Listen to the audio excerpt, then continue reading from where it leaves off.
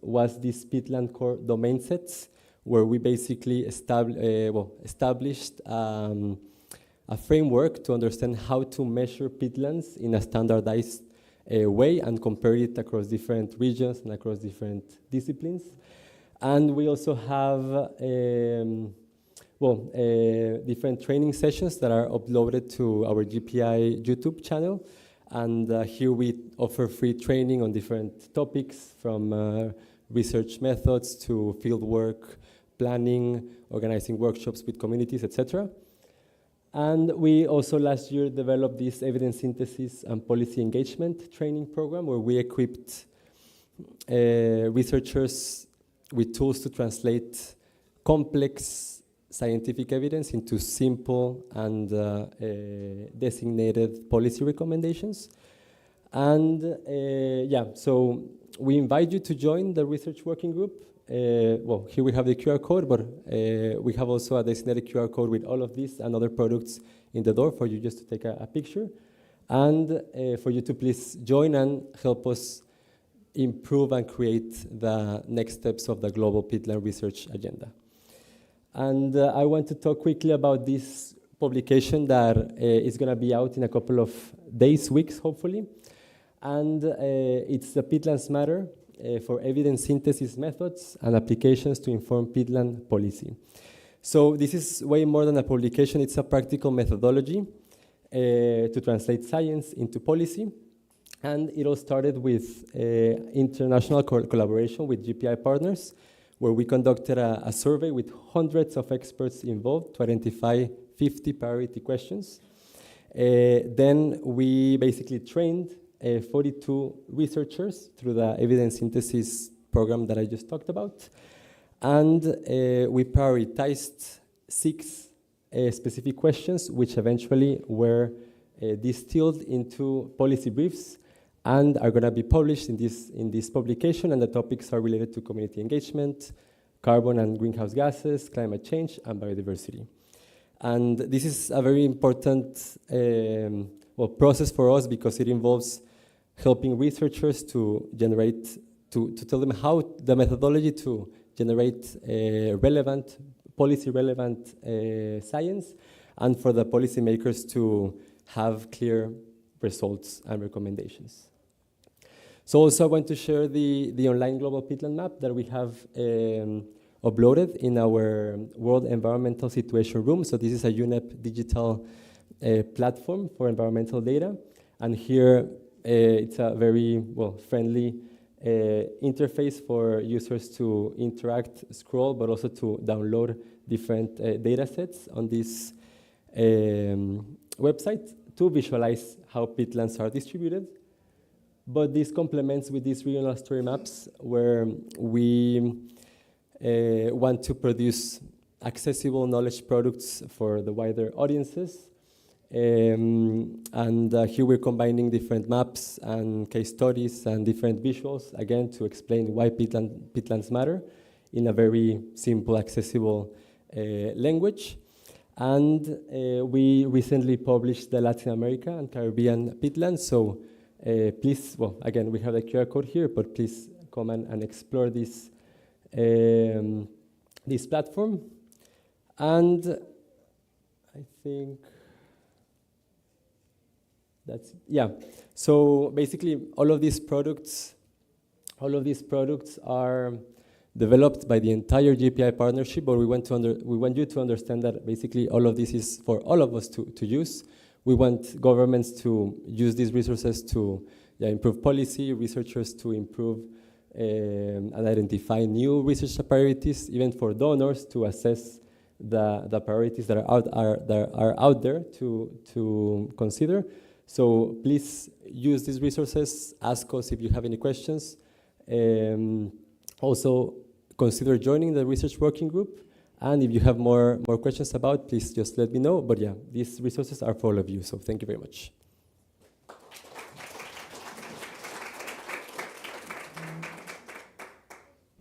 Thank you, Patrick.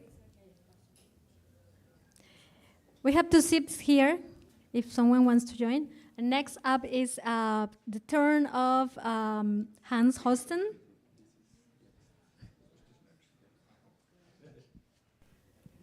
okay with that one?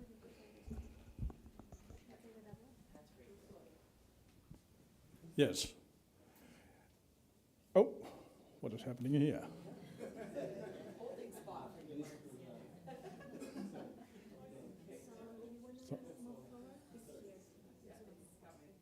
Yeah, but I'm not gonna. Huh? We're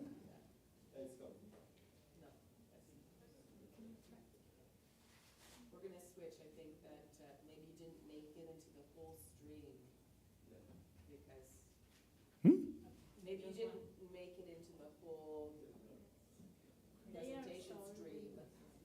There we go. Here it is.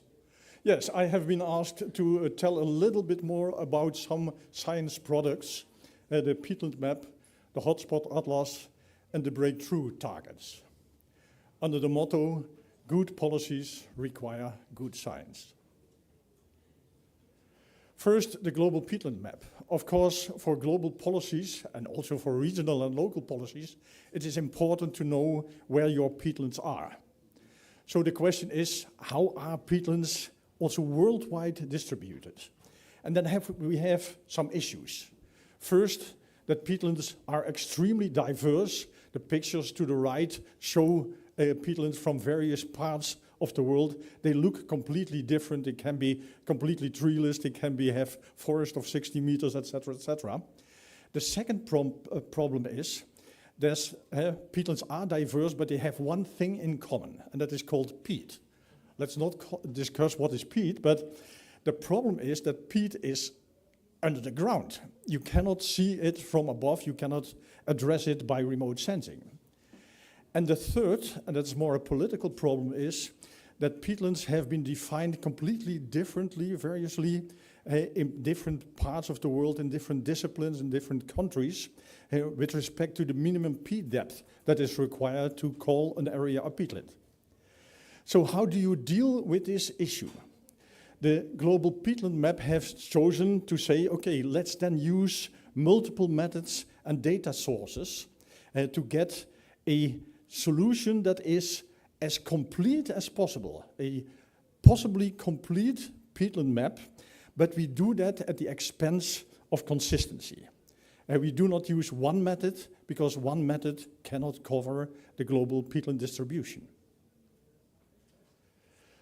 So the global peatland map has actually its cradle in the 1990s when the International Maya Conservation Group founded the Global Peatland Database. We collected all kinds of data about peatland distribution. This Global Peatland Database is currently managed by the Greifswald Maya Center, and since 2012 we have started to make this Global Peatland Database also spatially explicit, put it in geographical information system. And that is what we call the global peatland map. In 2020,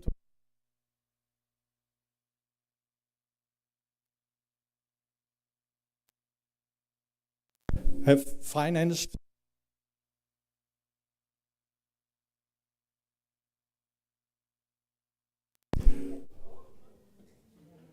at least it triggered the major update, what we call the Global Peatland Map 2.0, which not only includes peatlands, but also other organic soils, histosoils, or whatever you call them, because it's always difficult to differentiate between these things. It are soils with a big amount of carbon, and we also include there indicative proxies. When we do not have information about soil conditions, we look at, for example, vegetation, hydrological conditions, and the combination of things gives us an impression where peat could be. So the Global Peatland Map 2.0 integrates a vast amount of input data combined with landscape and peatland ecological knowledge. So we know where peatlands can occur. So also the landscape information, for example, the digital elevation model, give an information where peat could be. We are striving for a resolution lower than 1 square kilometer. We have now a 0.9 kilometer raster map freely available. And we keep on going, collecting data and improving the data that we have. At GMC, we had, at the moment, I think 6 people working full-time on the Global Peatland Database. And this is how the thing, the Global Peatland Database 2.0 looks like now. Yeah, you have to focus in, of course, to see the detail, but here you get an idea what it means to be 3% of the global land cover. Another product is the Global Peatland Hotspot Atlas. That is made by intersecting the Global Peatland Map 2.0 with data on land use, biodiversity, conservation status, climate change, fires, floods, and whatever you can think, to visualize the threats and opportunities with respect to peatland conservation and wise use. The first maps were already produced in the UNEP Global Peatland Assessment in 2022, but in 2024 we have extended and updated that to the Global Peatland Hotspot Atlas that you see pictured over there. To give you some idea, it identifies the current and future impacts on essential ecosystem services and biodiversity. It spotlights regions of particular vulnerability, and it highlights the potential for global peatland conservation, restoration, and sustainable use. It addresses all kinds of, here you see a listing of the different maps that are included in the Global Peatland Hotspot Atlas. Some examples, important for us on a global scale, the global greenhouse gas emissions from peatlands. We have chosen to express this in different metrics. In the left upper corner, you see the emissions in megaton CO2 per country. The right of that, you see the CO2 emissions per unit land area. And below you see it, how the CO2 emissions are relative to the national emissions from fossil fuels and cement. And then you get a different picture, which also indicate different policy priorities. At the right, you see simply the emissions per country, which are the countries with the largest emissions, and you can see that is Indonesia still. Another example is the role of mining, oil and gas deposits, exploration, exploitation, and you see here right under already where really hotspots are in northwestern Russia, where the tundra peatlands are overlain by an enormous amount of gas and oil exploitation. Last but not least, you will hear much more about that also during this session, is the peatland breakthrough.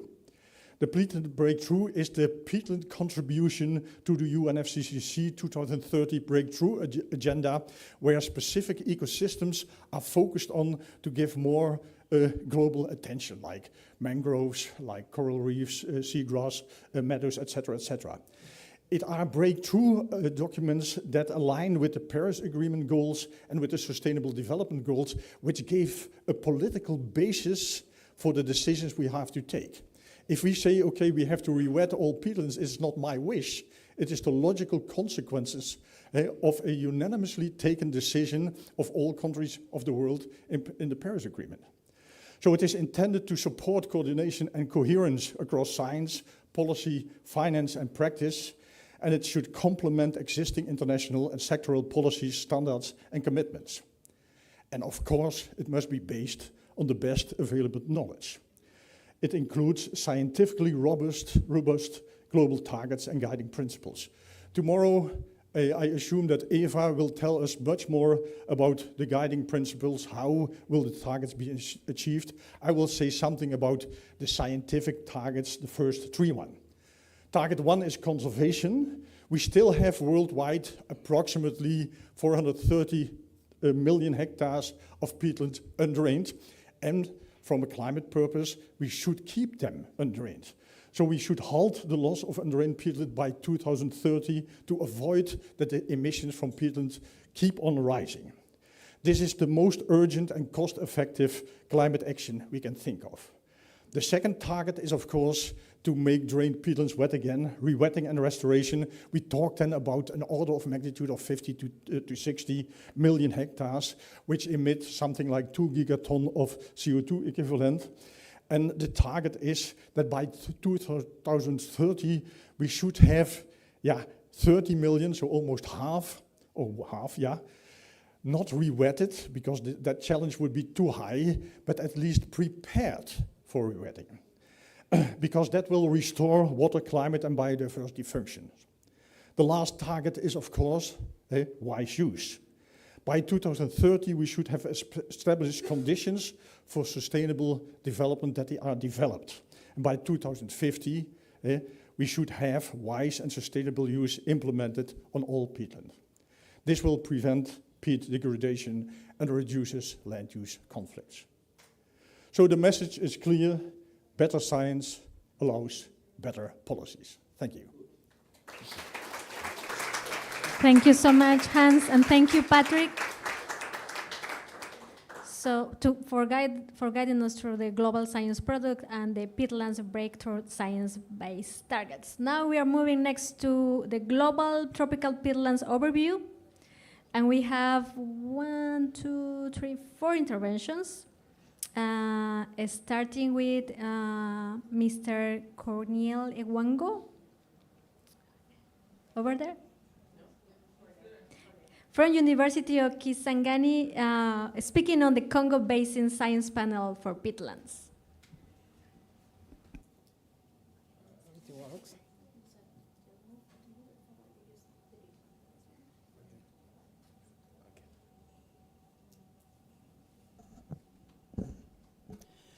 Dear participants, welcome to the Congo Basin. I think there is no need again to present the Congo Basin and also the importance of the peatlands, because I think GPI is doing a good job. And to start, I have to come back to Josten map, or the GPI map, because that's where we know about the global peatlands. And also, because I know people are going to talk to their regions, but the least we know is the Congo Basin peatlands. So I'm going to focus to the Congo Basin peatland by itself. So that's the work. I'm very lucky that my leader scientist is here with me. So I've joined on this with Simon Lewis and also to GPI, the peatland unit management of DRC, Jean-Jacques Bambuta. So it's a work of the team, and we are with, one of us is not here, but I'm talking about the two Congos. That's the Congo Basin, the DRC, my country, and the Republic of Congo, and we are working together on the peatland initiatives. Hold on.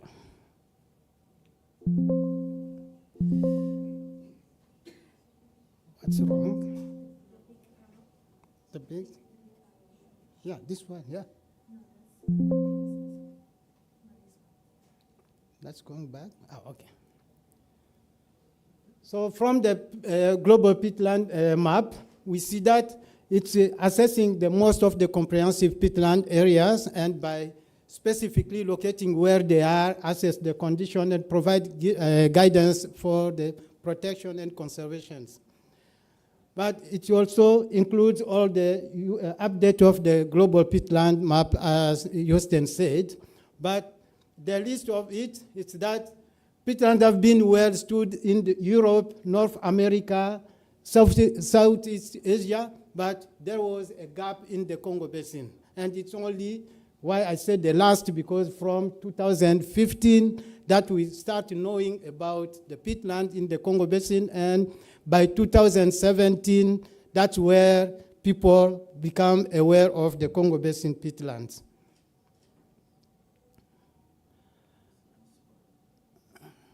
Oh, what's wrong? Yeah. Next. Yeah, go next. Yeah. It was by the work of Greta Dargi by 2015. That comes from the product of a PhD thesis and published on the Nature by 2007 that we know about the peatlands. But from that large areas, it was not known till there, and only in DRC from about 50 years later then we know about the peatlands. It was first in 1968 that Evrar spoke a bit about the peatland forest. It was just the wetland forest in the Congo Basin, but it didn't specify exactly. So by that work, we come to know the importance of that pink areas that store about 30 million tons of carbons. But that's the forest, the tropical forest peatlands, but DRC has also the mangrove in the ocean, and also on the grasslands, we have some open areas that have wetlands and with the peatlands. But what I'm talking about is just the tropical forest peatland. Next. Yeah, from Greta's work that we come to aware about the peatlands, but there was a big gap on the DRC side because we didn't know about it. It was focused on Republic of Congo. And that from 2017, we launched the first expedition in DRC to complete really what was the Congo Basin peatlands. It has been a very great expedition, so we have been followed by many medias, and it was about more than 100 medias that met in the forest of Lokolama, and we launched the expedition of the peatlands in the Congo Basin. Then we have a good job of Bart Gries, who have been the first PhD student who focused on the Congo Basin. And from the map of the that Greta generated, we completed the first ground data based in the DRC. And we came out to show that it was a very extensive carbon-rich peatland present in the forest of the DRC. And also, not only the largest peatland, but the geomorphologically distinct peatland influenced by riverside and also by the forest itself. So it improved the estimated area size of the peatland by 1,600 of the peatland areas, increasing by 15% that we knew from the Greta studies. And it was very interesting to know. And not only that, but the range also increased a lot. And we started to know about what was the vegetation of the Congo Basin peatland in general, that we didn't know very well. Yeah. So by that large area, what is going in? It's spent in the two countries, the Republic of Congo and the Democratic Republic of Congo. But 2/3 of the peatlands areas belongs to DRC, and also the most peatland carbon in that areas.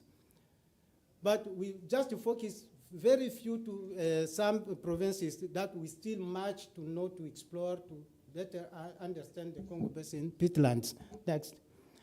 And also, we know about the vegetation is that it's more dominated by hardwood swamp forest and also palm swamp forest.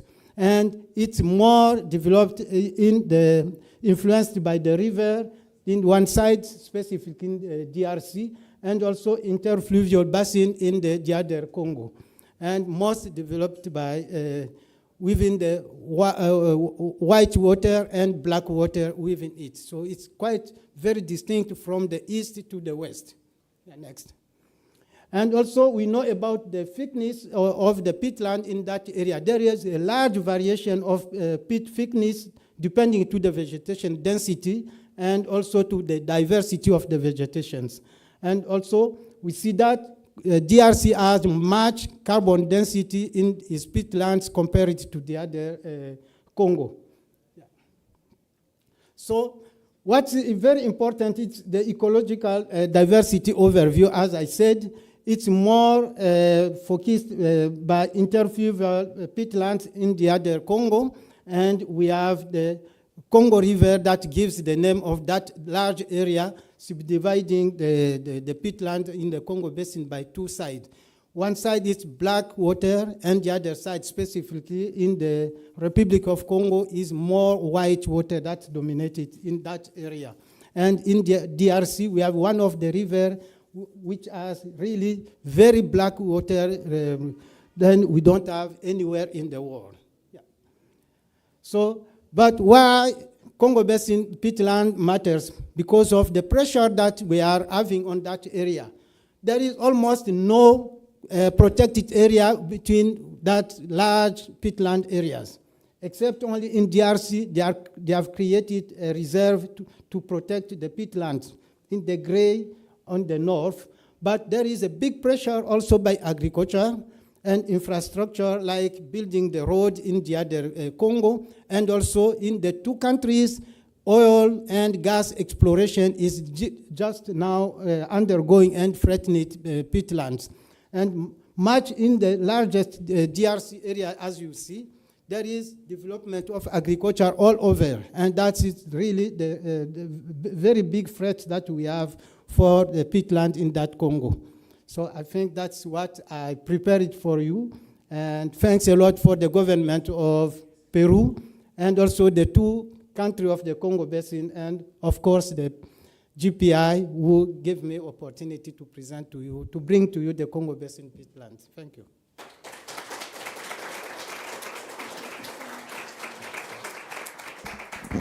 Thank you so much, fascinating. I think we all remember when the Congo Basin peatlands made it to the news. It was all around, and it was amazing. So now we are moving back to the Amazon Basin, and let me invite you back to the floor, Amy Duchel from FAO. I think I figured out now how this works, so maybe just a very quick training. Yeah, train me, please. Very quick training for everyone. Is the big button the one that you need to move the slide? This one. Yes. If you use the smaller one, you go back. And not press too hard, not too soft. It's go against the logic. But Okay. Great. Thank you so much, and hi again to everyone. Let me try to see if this can work. Yes, okay, we get it. So I should just say that again, I'm from FAO, and we rely on science and the best science for our work. I'm no longer a practicing scientist. I was when I worked at the Center for International Forestry Research. And so we're drawing on some of the best science here to inform our work. I do want to just explain that FAO's work on peatlands has really exploded in the last 5 years or so. And again, we come at this from more knowledge sharing, capacity building, helping governments, working hand in hand with governments on policy and providing technical support at the regional, national, and field level. And I'm just giving this as a bit of a preamble because my remarks on the Amazon will focus more on that kind of support after we give a bit of the overview of the science. So interestingly, and there are many in this room who even can speak to this better than I am from CIFOR, from IAP, from others, that there's been a lot of work on understanding the extent and carbon sequestration potential of peatlands globally, but also in the Amazon itself. And I just want to call attention to Adam Hasty's work from Charles University in Prague, who has done a lot of the recent mapping and monitoring work, building on some of the partners in this room. So, really this newer work of 25.1 million hectares of peatlands across the Amazon, about a half of that being in Brazil. You can see the portion in Peru, and then also a lot of peatland in Bolivia, which is currently being quantified. And then there's, maybe not there's different, well, this is the global estimate of carbon storage, and then in the Peruvian Amazon, his team was also able to quantify that, but that's still work in progress. And I think we'll also hear from colleagues tomorrow who have been working on this in the MRV section. Again, the diversity of vegetation on peatlands across the Amazon, from pole forests, palm swamps, open herbaceous areas, and then a diversity of drivers leading to degradation and full conversion, from over-harvesting to smallholder agriculture, mining, infrastructure, and then large-scale agriculture in Brazil and fire as well, which is, of course, a huge issue. Where FAO has focused our work is really on a lot of the mapping and monitoring and bolstering that piece, again, working with MINAM and partners to really integrate Amazon peatlands into national greenhouse gas inventories. The director of climate change this morning mentioned the indigenous RED Plus jurisdictional program and very much supporting that. But again, you know, that comes from more of the forest focus, and so trying to integrate the peatlands component into that as well, which is sort of retrofitting after the forest piece. Harmonizing peatland classification with national forest and land cover vegetation types, really advancing a lot of these MRV systems, so looking at sample-based area estimation methods on peatlands in line with a lot of the forest monitoring support that FAO has provided, and then trying some innovation, you know, in supporting research and development. So, for example, temporal patterns of inundation to detect degradation. And I'll delve into that last point on this next slide. And that's really using, I mean, this what you see here is this trajectory of disturbed areas using continuous change detection and classification. And essentially, you know, really using this process of frequency and duration of flooding to understand land cover change and also degradation and drainage. And so this is really a method that's being developed by Pablo Martin, who's one of our specialists, and looking at the pixel level of trying to understand this relationship between inundation and deforestation, degradation, and even drainage patterns, and then being able to potentially use this at a larger scale. So some of the key messages from at least FAO's point of view, and again, the real scientists will have different messages, maybe, but that of course there are these significant data gaps persisting, and you even look at some of these best papers based on the best data, and there's still a lot that we don't know, and a huge range of uncertainty that needs to be closed. And support for field research, of course, is urgently needed to support a lot of these estimates.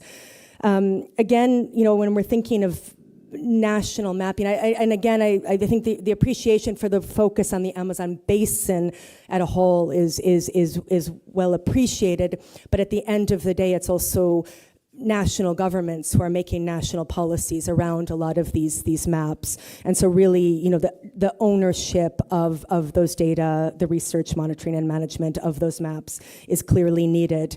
And when you're, you know, that gets to the third point as well, that, you know, when we're thinking of peatlands across a country, we've already talked about, for example, in Peru, mountain peatlands, and how when we're thinking of Peru as a whole and a national strategy for Peru, of course, it's Amazonian peatlands, it's also highland peatlands.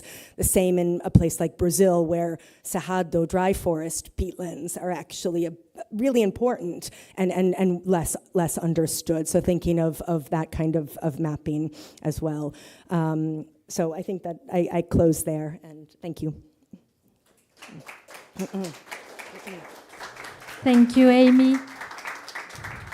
So the next intervention is going to be online. So if the tech team could help us with that. We will have Mr. Faisal Parish. I don't know if I'm pronouncing that okay, sorry about that. From the Asian Peatlands Strategy. Now we're gonna look. Okay, it's gonna be a video because time zone. So. Oh.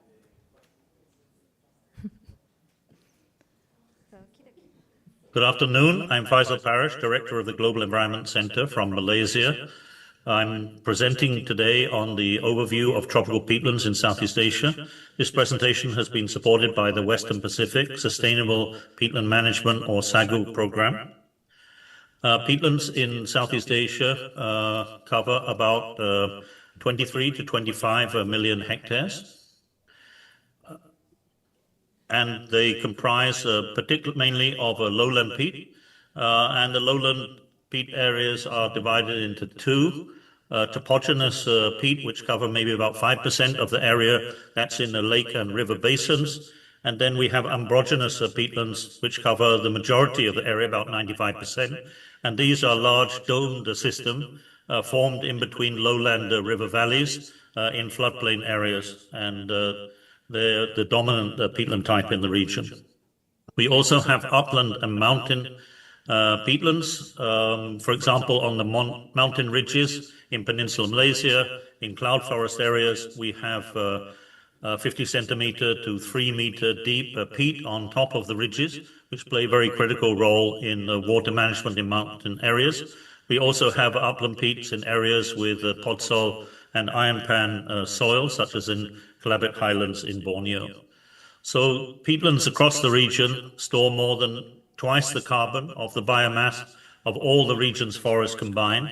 The number one peatland, the number one carbon store, and are very critical in the regulation of climate. So peatlands in the region are also very critical for water storage, supply, prevention of floods, and prevention of saline intrusion. They also have very high biodiversity, particularly of endemic species such as blackwater fish, but we also have many rare, endangered and threatened mammals, birds, amphibians and reptiles within the region's peatlands. So as in peatlands also support community livelihood, we have more than 300 species of plant found in peatlands, which are of known social economic value, such as this, the gelatong, produces a natural latex of significant commercial and local utilization. We don't fully know about the peatlands across the region, particularly in the eastern part of the region, in the island of Papua New Guinea, and in eastern Indonesia. There is less detailed information on the peatlands, particularly of those which are inland and in the upland or highland areas. This is being addressed through the ongoing SEGO program supported by ICI, which is looking at assessment of management and status of peatlands in the inland and upland regions.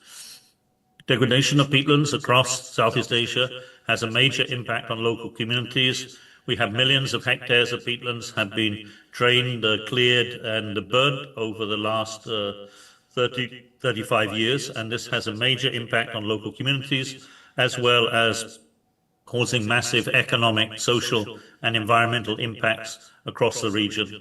You can see in the image 5 countries blanketed in smoke from the fires in 97-98 El Nino, and these impacts have led to losses of $100 to $300 billion across the region. In response to the degradation, ASEAN, or Association of Southeast Asian Nations, has developed various policy frameworks to address this, ranging from the ASEAN Agreement on Transboundary Haze in 2002 to the ASEAN Peatland Management Strategy, which has been developed first in 2006 and extended up to 2030. The latest version of the ASEAN Peatland Management Strategy has some key goals. That is, all peatlands are to be mapped according to their characteristics and hydrological regime by 2030. 30% of degraded peatlands in ASEAN have been or are under rehabilitation by 2030. 30% of peatlands in ASEAN included in protected areas and other effective conservation measures by 2030, and peatlands protected and rehabilitated to enhance resilience to climate change and reduce greenhouse gas emission towards the target for net zero emissions by 2050. Target for integrated management of peatlands is also critical, as we have many sectors involved. The goal is to manage peatlands at a peatland hydrological unit level with the involvement of private sector, agriculture, plantation, forestry, and environment. At the national level, a number of countries, more than half the countries in the region, have developed national action plans on peatlands, some of which are in the process of updating. Indonesia has developed subnational at the provincial and district level in priority areas. Malaysia has updated its national action plan up to 2035 and is currently developing subnational action plan at state level for 4 states for the next 10 years. ASEAN has also developed the ASEAN Investment Framework for haze-free sustainable land management, one of the key objectives of which is to try to generate $800 million to support sustainable management of peatlands and forests across the region. This is also being adapted to the national level, with Laos, PDR and Cambodia both developing national investment framework over the last 6 months with support from UK as in GTF. So restoring and re-wetting peatlands leads to multiple benefits for climate change, health and welfare, biodiversity and water resources. Governments across the region have stopped further drainage and conversion of peatlands and supported large-scale restoration, basically starting in the last 5 to 10 years. In Indonesia, for example, up till last year, about 12.4 million hectares of peatland hydrological units have been designated for conservation. That's about 50% of the area of peatland hydrological units in the country.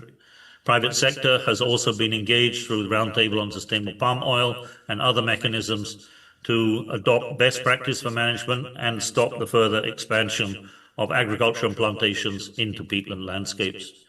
Indonesia has set up the world's most extensive peatland groundwater level monitoring system, covering 3.4 million hectares with 10,224 monitoring points, 15% of which are real-time monitoring for groundwater level, which is critical for peatland re-wetting, restoration, and fire prevention. Countries in the region are also exploring alternatives, crop development, particularly looking at economically viable polluter-culture options, including sago palm, gelatong, which is a natural rubber, melaleuca, as well as lipe, which is a shoria species. So overall, significant peatlands across the region have been identified. Degradation has been reduced significantly in recent years, and programs for enhanced conservation and restoration are ongoing, but still more resources and more international collaboration is needed to ensure this becomes a success story. Thank you very much.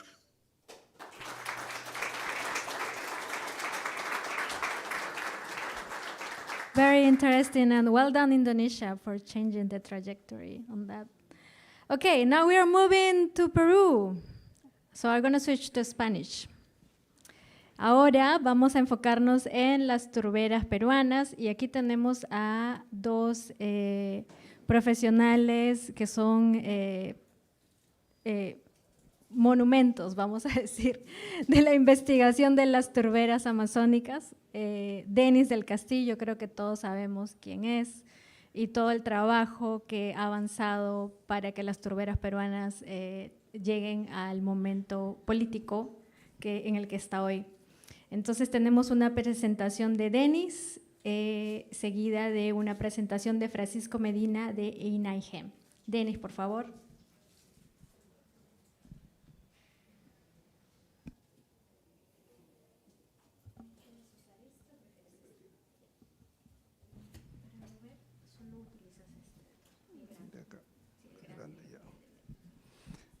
Primeramente, gracias por lo de monumento.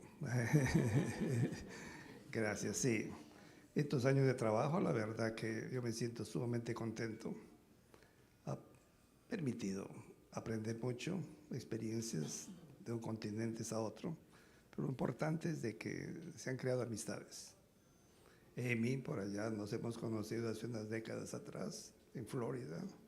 Diana, bueno, desde Alemania. Eurídice, 20 años trabajando en Turberas también en la Amazonía, y otros investigadores más.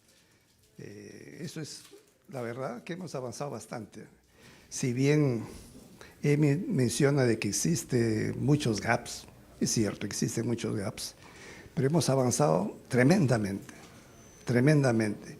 Ya se pueden imaginar, hace 25 años atrás, se veía las turberas como áreas marginales, áreas que no servían para nada, áreas que necesitaban ser drenadas para sembrar arroz o para sembrar otros cultivos.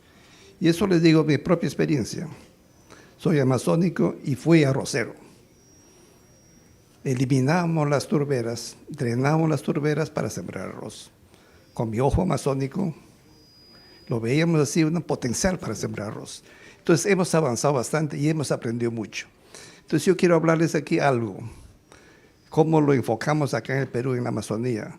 Lo relacionamos directamente a las comunidades locales y los beneficios que reciben las comunidades locales. Pienso que es una de las formas, uno de los caminos cercanos para lograr sociedades, lograr partnerships. Porque cuando hablamos de turberas no hablamos de términos cortos, hablamos de mediano y largo plazo. Y lógicamente,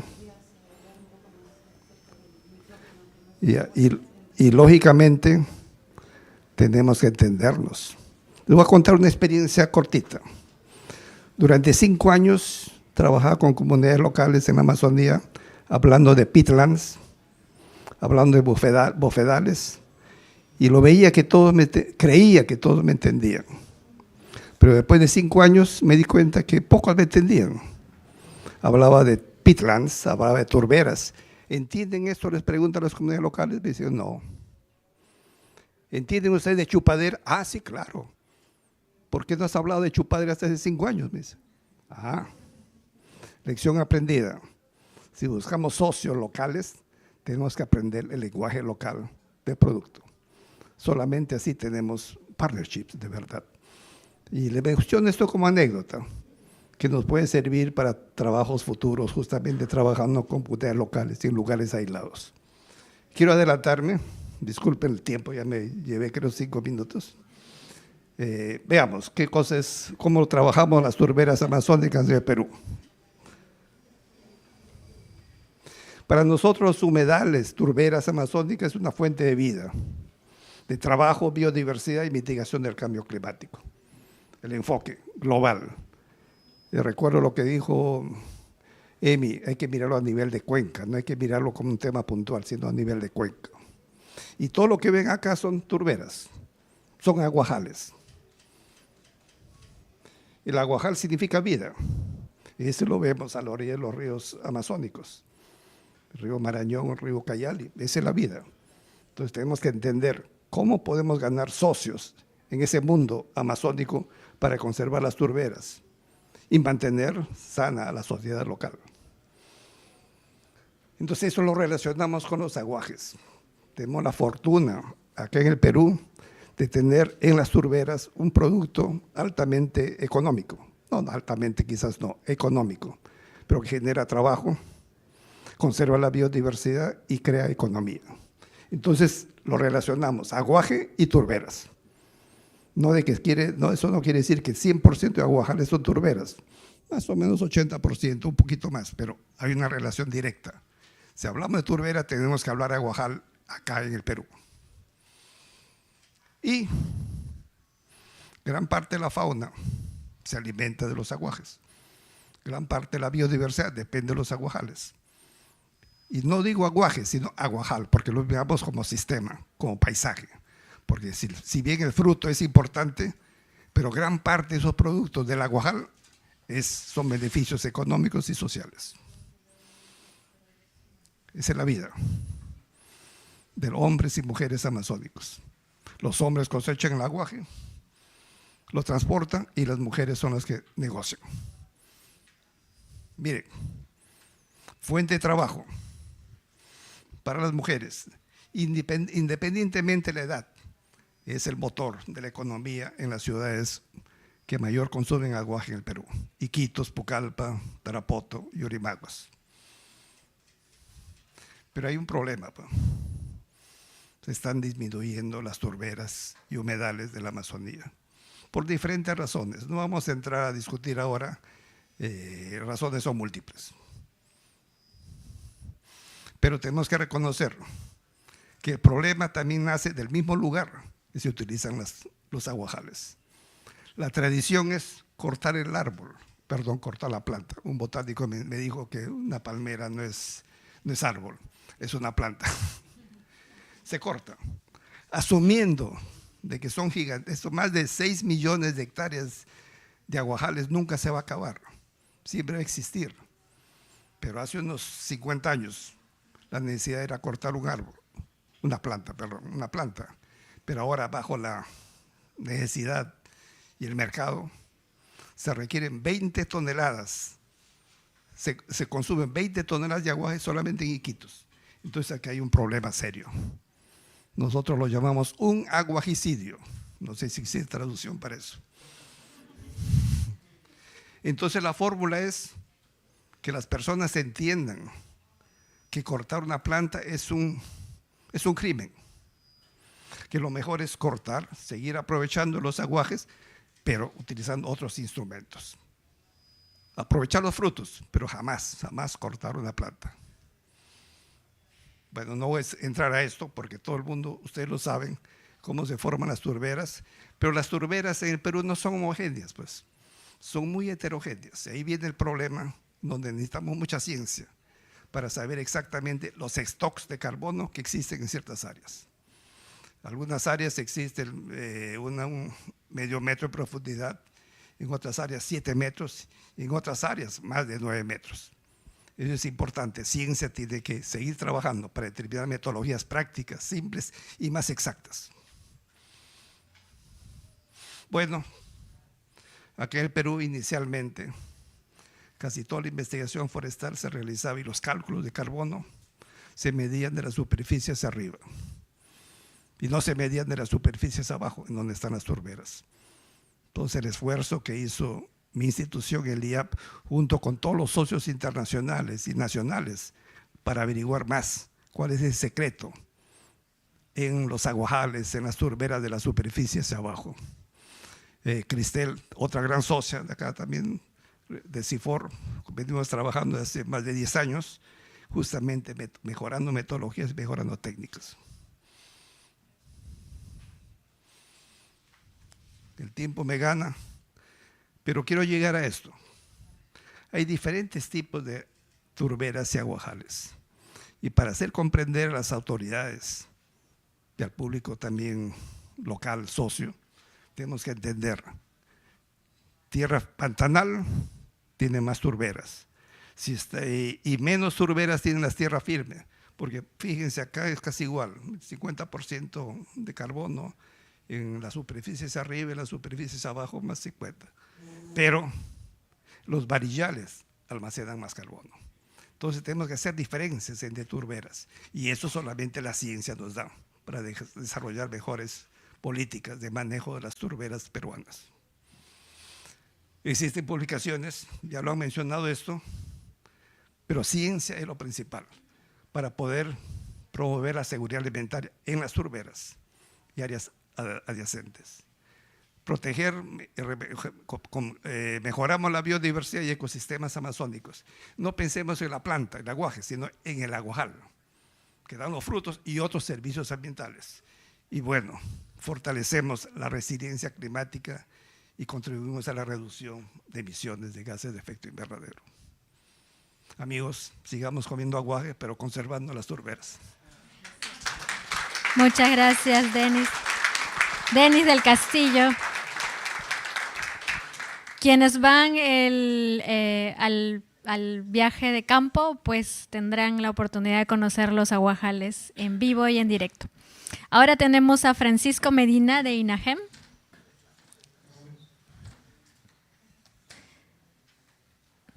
Francisco, buenas tardes. ¿Prefieres este o este?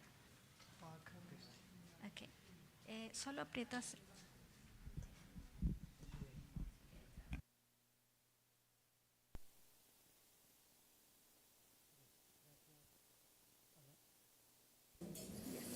Ok, gracias. Voy a tratar de hacerlo en 7 minutos. Bien, ¿qué es lo que queremos presentar? Las turberas peruanas en los Andes.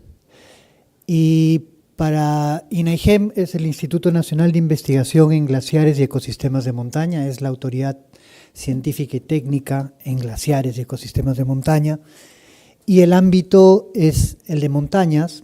Y para la mayor parte de los efectos de los estudios hemos dividido las montañas en 4 macrozonas. La del páramo, la del norte, centro y sur, en base a la altitud, a las cuencas, a la latitud, a la temperatura. Y los ecosistemas de montaña constituyen alrededor de 34 millones de hectáreas, 35, en todo el territorio nacional, y son 19 departamentos de los 24 tienen algo de montañas. Entonces es un ámbito grande para un instituto de investigación, pero hacemos lo posible para poder conocer lo que tenemos. Y uno de estos ecosistemas son los bofedales. El 2023 INAIGEM logró publicar el primer inventario nacional de bofedales.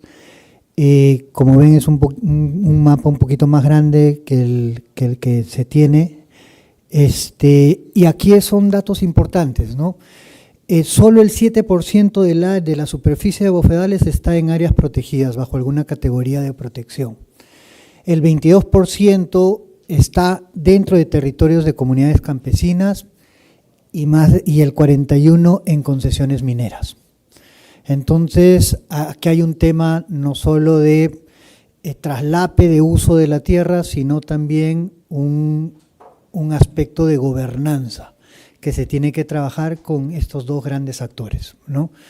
En el país el número de comunidades campesinas es más de 3.000 comunidades campesinas a lo largo de las montañas, y concesiones mineras no las contamos, porque son todas las grandes, está concesionado. En el caso de los bofedales, en la parte norte, donde la cordillera baja un poco, entonces encontramos bofedales un poco más cerca de los 3.000, 3.200, pero la mayor parte está entre los 4.000 y 5.000 metros. Los bofedales, los departamentos que tienen más bofedales son Ayacucho, Arequipa y Puno. Son los tres departamentos que tienen mayor cantidad de bofedales. Entonces aquí ya estamos viendo, hay una distribución heterogénea de bofedales andinos, hay un tema de gobernanza y algunos de los aspectos que ya han comentado otros investigadores de información y de estudios. Estamos en el segundo Inventario Nacional de Bofedales y Turberas. Estamos empleando nuevas tecnologías, estamos mejorando la metodología con no solo imágenes Sentinel, sino también con inteligencia artificial, y estamos incorporando en este segundo inventario turberas, ¿no? Además del trabajo en campo. El año pasado hemos trabajado la zona centro y parte del sur. Este año vamos a ir a la zona páramo, la norte y lo que nos queda del sur para poder trabajar el inventario. Obviamente recursos faltan, si alguien quiere aportar, somos bienvenidos. El modelo ha sido trabajado para Ancash como una primera corrida, y hemos tenido resultados muy importantes, una precisión del 96%, esto en términos de información que maneja, por ejemplo, el sector, para Ancash, por ejemplo, es alrededor de un 40% más de superficie. Entonces, esperamos que para el nivel nacional tengamos una aproximación igual de precisa.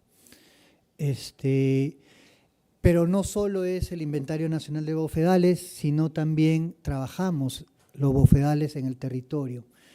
Y lo venimos trabajando y se viene trabajando desde hace años, entendiendo los bofedales, cuál es su caracterización hidrológica, cuál es la característica y la dinámica de la vegetación y el suelo, la condición de bofedal, y para empezar luego a trabajar modelos de restauración y establecer luego orientaciones, metodologías que permitan realmente alinear el estudio de restauración o las acciones de restauración con los objetivos y los parámetros que nos midan la eficiencia de esa restauración.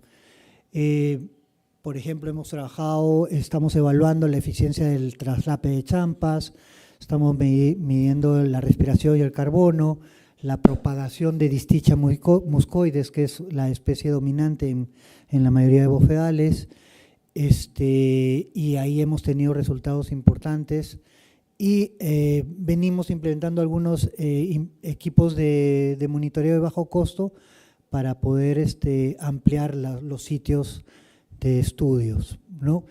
Y además también estamos viendo cómo es que los bofedales están siendo también amenazados por la sequía. Más del 70% de los bofedales, de los humedales andinos, están en una susceptibilidad de alta a media a la sequía, ¿no? En Perú la sequía está siendo alterada por los ciclos de variabilidad climática y entonces varios de los ecosistemas de montaña que asumimos que tienen una resiliencia, que son socioecosistemas y dependen de la dinámica humana, están siendo ya afectados. Gracias. Muchas gracias. Gracias. Y estamos a tiempo, felizmente. Okay, time to switch to English because now it's the plenary part. So, Diana, please take the floor.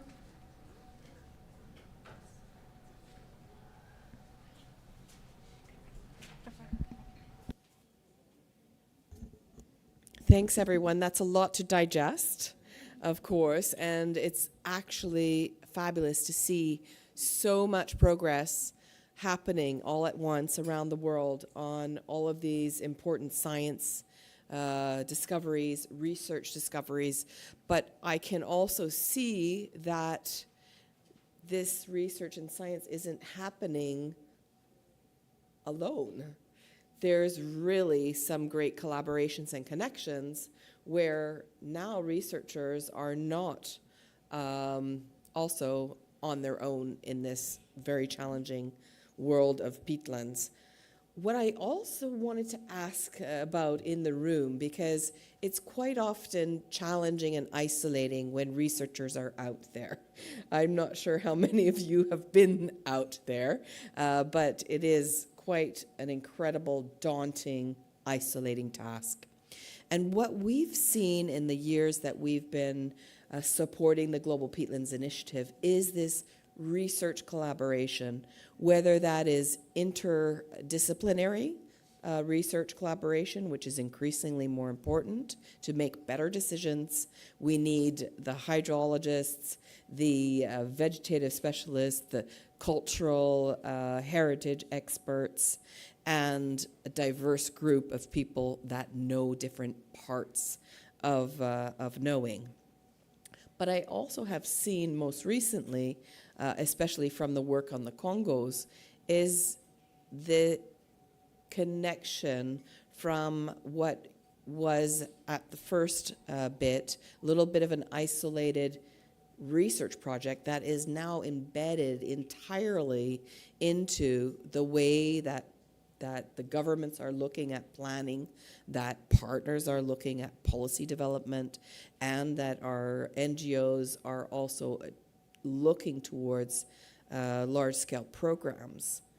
And one thing that I was expecting to come out of this first conversation was the science panels. We have large science panels existing, and the Amazon Science Panel is a very important lever that this peatland community needs to get plugged into. So all isolated research, great progress, meeting up with others, better, even better, but plugging into that global science panel is also critical, especially for the next generation of the work that this group of researchers and scientists deliver. And Corneille Wango here is part of the Congo Basin Science Panel, which has at the heart of it peatlands. Can you imagine? For the first time ever, peatlands are at the heart of a Congo Basin Science Panel. That's an internationally group, an internationally convened group of experts, and the peatlands colleagues are on it. What else do we have? We heard from Faisal. We heard about the work on the ASEAN peatlands and the collaboration, almost like that forced collaboration to tackle an emergency. How do we get this collaboration not to respond to emergency, but to prevent it? And I just wanted to talk about who else. I know, Amy, you're part of the Amazon Science Panel.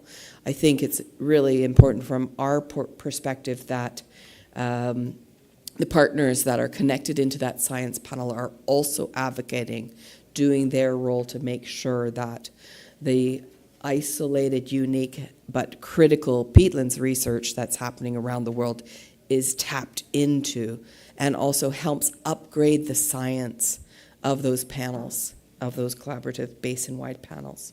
So I wanted to put a little bit of a question in there to the group about this science panels. If any of you, if you're in the room as scientists, stand up if you're part of a science panel, whether that's the Congo science panel or the Amazon science panel or other, if I'm missing another. Yes, stand, everyone. We're few. Good, great, excellent. And, yes, and what other science panels are out there that we're not tapped into, influencing, informing, or collaborating with? So do we know of other groups of research panels that are getting global political attention that this group can actually tap into, inform, and upgrade our work? And if some of you have experienced the science panel, perhaps take the floor and talk a little bit about how that science panel works and what could be the next step or the next point of revision of the products under that science panel. And if you feel that it is a good lever for this community to take, or if there's other ways that you feel we can improve the research collaboration. So floor is open. Anyone want to talk a little bit about the importance of either transdisciplinary research collaboration? Hans, you mentioned IMCG. Of course, there's a lot of experience there. And are you seeing a little bit more diversity of the types of scientists that are involved in IMCG, or are we still tracking along on the sort of the more natural science pathway? Yeah. Now, in general, I also have a peatland library, a very large one, and one of my experiences is in the last years that the attention is increasing of scientists, but also artists from outside the natural sciences. I have strongly the idea that the peatland issue is more getting mainstreamed in society compared to former times when only some natural scientists were busy with peatlands, and that we have managed to bring this idea of peatlands and their importance also to other parts of society, which I think is necessary. I think we will not save the peatlands of the world only with natural facts. We will also need emotion and beauty and cultural aspects, etc., etc. So it is important to widen that. Similarly, you see also the enthusiasm of very young people. I'm really wondering how many really young people, young students, are orienting themselves on peatlands. So it is also a future-orientated issue. So that gives me hope as an old man. Gives me hope too. We have some of our fabulous youth organizations, youth engaged in wetlands, also born out of the GPI work as well. Then we have also Repeat, which is an active community, and many more. And of course, we're going to hear a little bit more about the Venice Agreement, which is that groundswell of artists and activists voicing, sharing through poetry, emotion, and really advocating, echoing back to those decision makers. We're doing our work locally to protect peatlands globally. Would anyone else like to share? Amy, would you like to share a little bit about the Amazon Science Panel and how the journey or involvement in that is?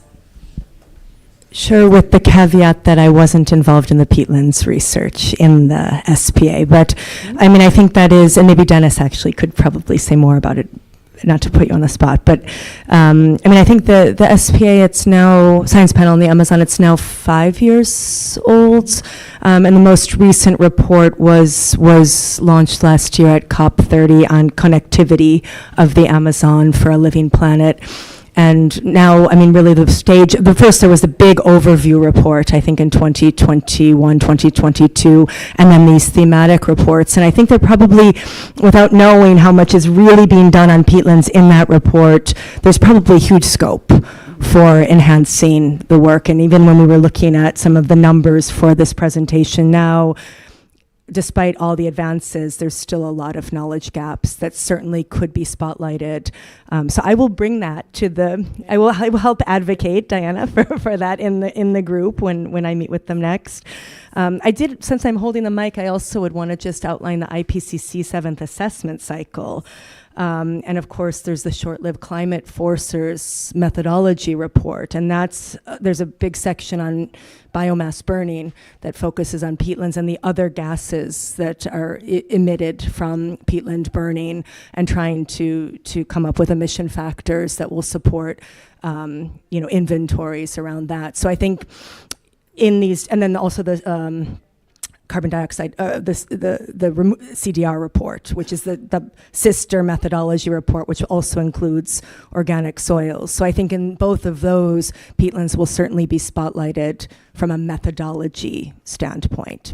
So just another opportunity. Absolutely, thank you. We need those opportunities on the table.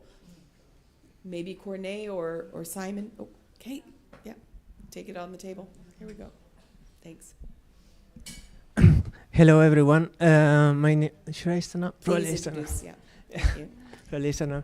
My name is Diego Portugal del Pino. I'm from Peru, and I'm part of ITBES, the Intergovernmental Panel for Biodiversity and Ecosystem Services. And I'm an author of the Chapter 5, which is Options for Action. It's not necessary. We are not focusing entirely on peatlands. But what is important is a lot of elements that you already mentioned for this chapter. That I think Dennis mentioned the importance of aguaje. Diana talked about jobs. So these elements on ecosystems, on how they contribute to economy and society, are important elements that we are doing in the second global assessment.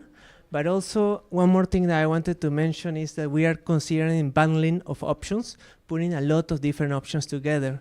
I think our colleague from, I forgot your name, sorry, but yes, he mentioned about the importance of landscapes, of integrated approaches. So those are also elements that are things that, because we don't have all the solutions, but there's a lot of solutions there that if they can be combined, they might make a huge impact. Thank you. Indeed, and that's what we're here to do, share solutions, share experiences, point to the weak points, point to the gaps. I see the energy fading. Dennis, I'm going to give you the floor, and then I think we need a coffee break. Let Dennis Castillo have the last word before we go into coffee. Just a short one. Do keep on chatting. Just a short one. Please. Of course, we have to think in terms of biophysical components, social component. But there is another issue, at least here in Peru is very important, is land ownership.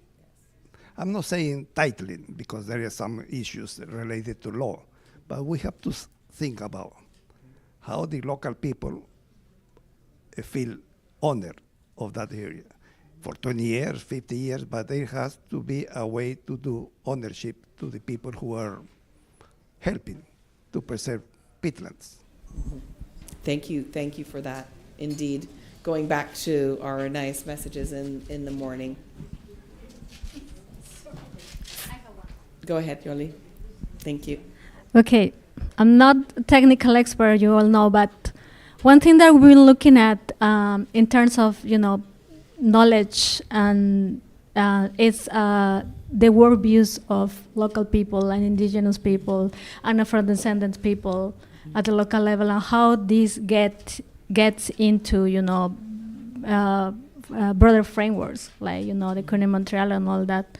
So I don't know if that's something that, the alliance that we are here are looking at, integrate all this diverse knowledge system beyond, Western science to advancing this. Yeah, absolutely. And some of the work actually that UNEP's done through our collaborating center at UNEP, it's called Grid Arundel. We actually did some work to map the permafrost around the world and permafrost peatlands. And at the same time, that really hyperscience publication, we had actually the indigenous knowledge, First Nations, Far North people also tell their science story, their observation story. And I think as we get into this next phase of the Global Peatlands Initiative, having, accomplished that big piece of establishing the state of the world's peatlands, then how can we include, how can we adapt, and how can we highlight the other types of knowledges which are absolutely critical to really fully understanding this ecosystem and co-manage it, but also let leadership happen on the ground. So not always co-management. People have been managing these places on their own for years. How can we allow their lives and livelihoods to be more financially lucrative, I want to say. So creation of jobs, but also fair access to benefits, and also how part of our consortium needs to expand further with those groups. And we have some of those groups that are being plugged in through different types of networks. But indeed, that second, their second decade for the Global Peatlands Initiative, that would be a very big part of the upscaling opportunity that we need to unlock. Thanks for that important question, Yoli. Let's have a quick coffee break. Carla, what time are we back in the room? 10 minutes. 10 minutes. We're 10 minutes behind, but somehow we will catch up. Thank you.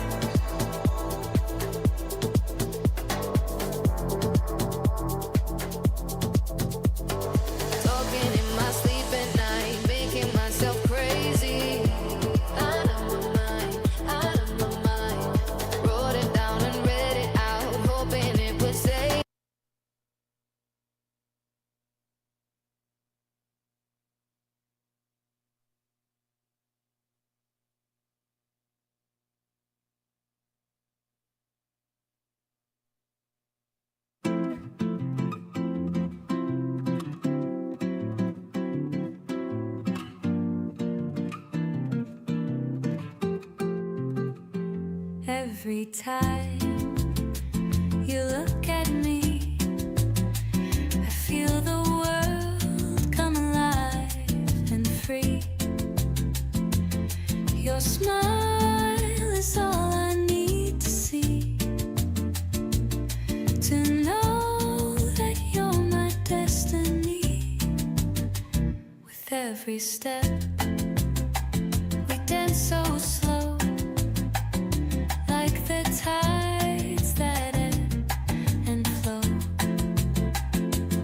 Your love lifts me high above. I'm floating on a sea of love. With you always, my heart will stay,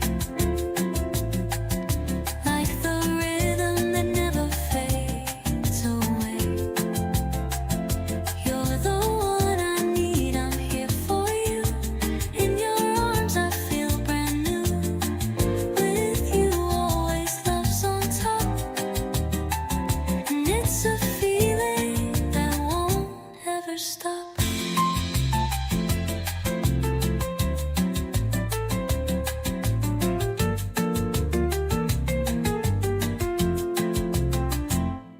Your voice, it's music in the night, the melody that feels so right. In every touch and every word, I find the love that I deserve. No need for stars to light the sky. When I see the light in your eyes, you're the dream I've waited for. Now that I've found you, I need no more. Final, with you always, my heart will stay, like the rhythm that never fades away. You're the one I need, I'm here for you. In your arms I feel brand new. With you always, love's on top. And it's a feeling that won't ever stop.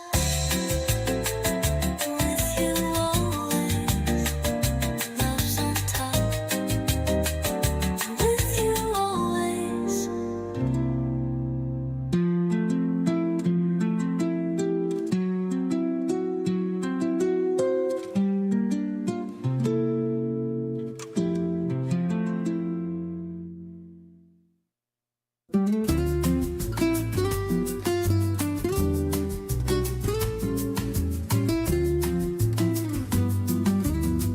The ocean hums a soft refrain, a lullaby through sunlit rain. The sand, it kisses every toe. A rhythm sways where trade winds blow. Whispered waves, they call my name. A melody I can't contain. Oh, life's a dance, a sweet ballet. In whispered waves, I'll drift away. The palm trees nod in time so slow. Their shadows waltz in moonlight's glow. The stars above, they wink and tease, while nighttime whispers through the breeze. And every step's a samba beat, with love as light as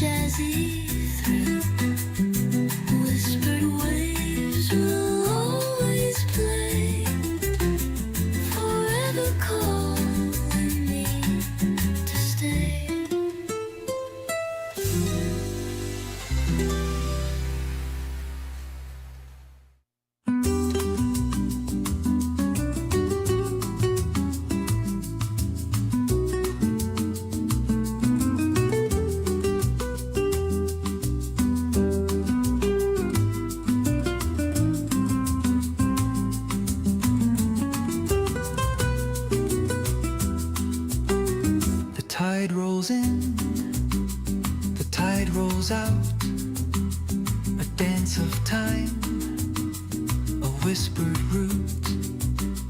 The moonlight winks, a knowing glance, each wave's a step, a seaside dance.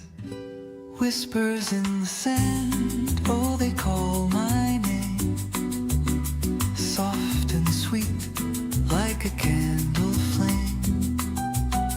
They hum the tune of a world so grand.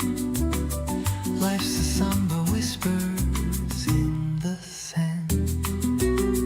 The palm trees sway, a secret told, in shadows cast, in green and gold. The breeze it sings, a lullaby, a melody that won't say goodbye. Oh, the stars, they twinkle, they tease, stories carried on the breeze.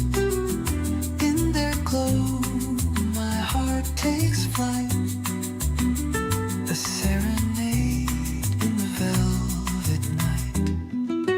Whispers in the sand, oh, they call my name, soft and sweet, like a candle flame. They hum the tune of a world so grand. Life's a samba, whispers in the sand.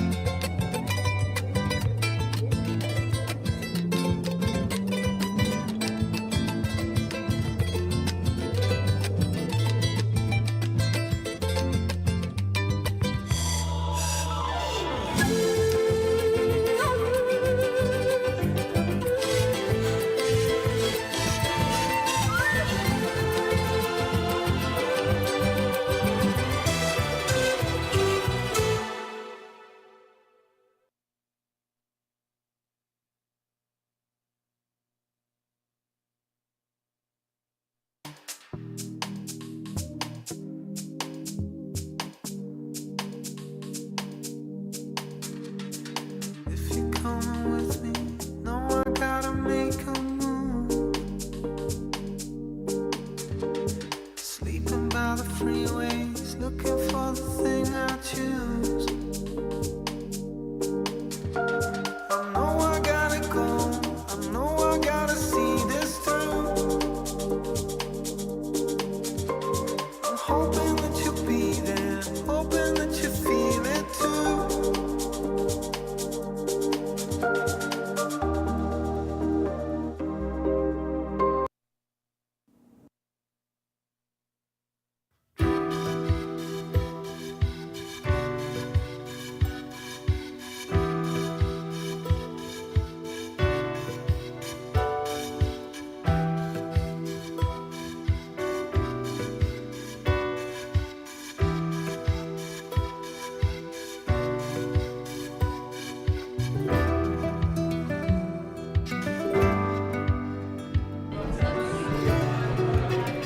Hola.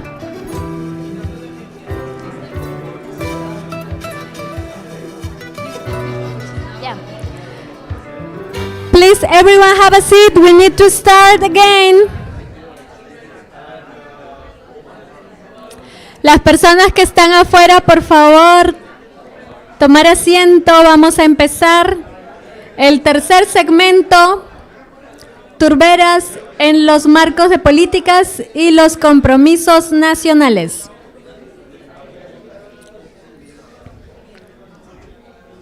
Welcome back, everyone. Please get your seat. This is the segment 3. We are moving into peatlands in policy frameworks and national commitments.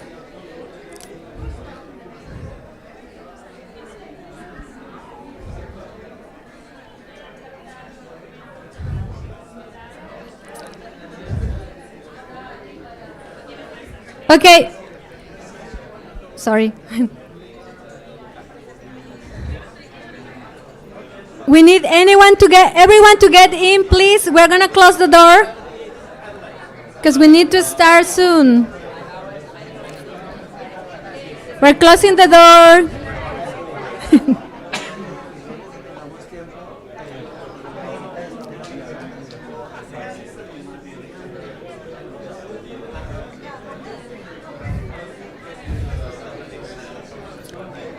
Okay, many people here, I'm sure, are jet lagged. So we want to finish this at 6. We need to start now. That's the trade-off. I know some people are jet lagged. Yeah. Okay. So in this segment, we will have a short presentation, and then we are going to have a quick panel.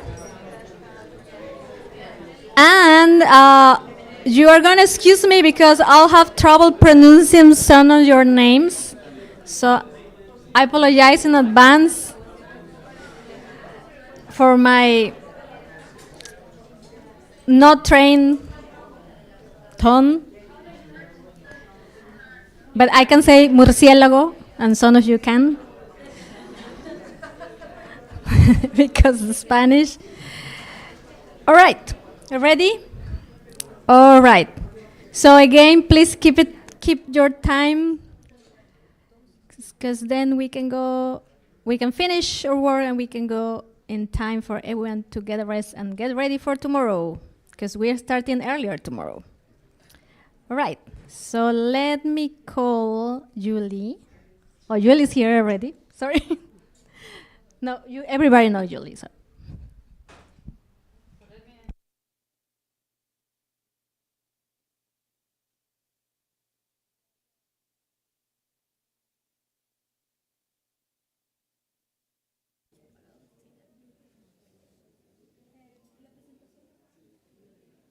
Okay, muy bien. Okay, so hi everyone. My name is Julie Van Offelen. You might recognize my name from, I'm the one that has been bombarding you of emails. So today I'm going to take you through the global policy milestones that have shaped the GPI's journey. So the story I want to tell you is how the GPI has positioned itself as the connective tissue between the science that we have generated all together and the policy decisions that our countries and members have helped shape. So let me start in 2002, when the Ramsar Convention adopted the guidelines for global action on peatlands. And that was the moment the global community first recognized peatlands as a category of ecosystem deserving of its own dedicated multilateral attention. As all of us know, the climate emergency advances and biodiversity continues to decline, and degraded peatlands pose a growing threat to tackling the triple planetary crisis. So this brought together a strong group of countries and organizations to form the Global Peatlands Initiative in 2016, with the overarching aim of saving peatlands as a significant carbon store.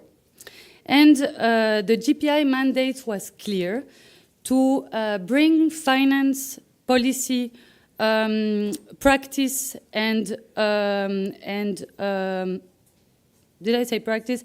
Well, science, policy, practice, and finance together, so that peatlands could move from being on the margins of the global agenda and coming to focus as an opportunity for action across MEAs and global goals. So a year later, in 2017, we published our Smoke on Water report. And that report did something important. It put the case of peatlands in front of policymakers in a format that they could use. It was not a textbook, it was an advocacy tool, and it traveled. In 2018, the Brazzaville Declaration was signed. And that was the first time that peatland-rich countries publicly committed to working together for peatlands protection, grounded in research and science through South-South collaboration. And following that, the International Tropical Peatland Center was established, giving the tropical peatlands community its institutional home. In 2019, we reached what I call as a foundational policy milestone, when the UNEA resolution on the conservation and sustainable management of peatlands was adopted by all UN member states and our 9 major groups of stakeholders. That resolution gave countries, governments, and the GPI a universal mandate that we've been delivering on ever since. In 2021, the Patagonian Peatlands Initiative was launched, and we came together to organize the first ever peatland pavilion at COP26, with more than 45 events and 200 speakers over the 2 weeks. In 2022, we had a big milestone, so we launched the Global Peatlands Assessment, but also importantly, its summary for policymakers. And that assessment is the foundational evidence base on which national policy is being built today. In 2023, the European Peatlands Initiative and the CanPeat network were launched, and Ramsar COP14 advanced further peatland-relevant decisions. So the global community is now structurally bigger and more distributed, with these regional initiatives, autonomous in their governance, anchored in their own geographies, but firmly part of the GPI family and inspired by the model that we have built. In 2025, the UNEA 7 adopted a wildfires resolution that recognized peatlands fires as a global priority. And the evidence synthesis training program was launched, because, as Diana often reminds us, we cannot wait for the perfect policy instrument to be put in place before we act, because peatlands cannot afford that. And so we need to be ready together when moments come. And in 2026, here we are at the GPI fourth meeting of the partner in Lima, which is a critical moment to take a pause, reflect, and assess what policy tools and approaches are at our hands and what is missing. And looking ahead, the GPI 10-year strategy is the framework that we are co-creating with all of you over the next few days. It will guide our work through to 2035, and it will be the foundation through which we deliver our 2050 zero emissions from peatland degradation ambition. So for that, 3 policy-related efforts are going to be needed. First, the call. I'm finishing. The call to action on MEA synergies, where peatland will they offer the chance to advance on 5 MEAs across 5 MEAs at once. Second, the new round of NDCs, NBSAPs, and LDN revision cycles, where governments will need our science, our tools, and our approaches. And then third, our capacity through the evidence synthesis training program and through this membership to respond when new global resolutions and policy moments emerge. And we need to be ready together. So the 2050 ambition is what we're working towards, and the work over the next decades with all of you is how we get there. Thank you very much. Thank you, Julie. Thank you for setting the scene and for all the work you've been doing. Come on, let's give one more round to Julie. That's doing an amazing job bringing everyone here together. Okay, so now we are moving to what governments have been doing to advance the implementation of peatlands into NDCs, MBSAPs, and land degradation commitments. And we will start with the countries of Peru, Colombia, DRC, Chile, Brazil, and Uganda. So I would like to invite you to come here and have a seat. Oh, sorry, it's the Republic of Congo. Sorry. Okay. Yeah. So everyone sits here, right? Yeah. Yeah, Mirbel, Narcís, Paula, Lucy, and we have Lara joining us online. Yara. I said I was going to pronounce some names wrong. I'm sorry. Okie dokie. So we're going to start with Mirbel. Vamos a empezar contigo en 5 minutos, si nos puedes explicar del Perú. ¿Sí?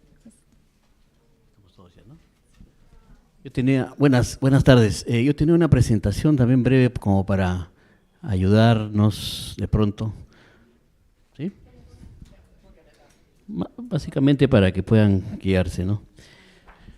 Bien, en el Perú, como ustedes han podido escuchar, tanto al IAP como a INAIGEM, ¿no?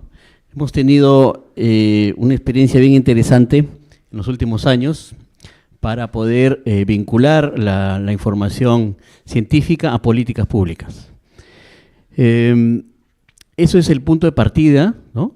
Todos creo que estamos de acuerdo en que sin generación de información, sin ciencia, no podríamos diseñar políticas públicas para conservación de la biodiversidad y adaptación al cambio climático, etcétera, ¿no? Entonces, a ver, ¿funciona esto? Bien. No, ahí nomás. Gracias. Entonces, lo primero que tengo que mencionar es de que en el Perú hemos tomado la decisión ya hace 2 años de tener una ley expresa para conservación de humedales, para conservar turberas. Esta es una ley que trata de regular el uso, la protección y conservación de las turberas, involucrando no solamente al gobierno nacional, sino también a los gobiernos subnacionales. Desde una mirada territorial, entonces, lo que queremos es fomentar la gobernanza territorial de las turberas. Entonces, ese es un primer, tal vez, punto que me gustaría que quede, digamos, claro. sobre la intención de esta ley. En segundo lugar, esta ley también nos permite, la ley de humedales, nos permite generar una serie de instrumentos de gestión. ¿Sí? Les mencionaba en la mañana que el fin de semana aprobamos unos lineamientos dentro del paquete de instrumentos, unos lineamientos que nos va a permitir tener el inventario nacional de humedales en los próximos meses. Entonces, esa ley también nos permite tener ese tipo de instrumentos para generar más información. Hay un horizonte estratégico en la mirada del Estado peruano, hay un horizonte estratégico para básicamente dos grandes objetivos: mitigación ante el cambio climático, ¿no?, a través de las contribuciones determinadas, y conservación y recuperación de ecosistemas, en este caso de humedales. Entonces son dos grandes objetivos que también esta ley nos permite impulsar.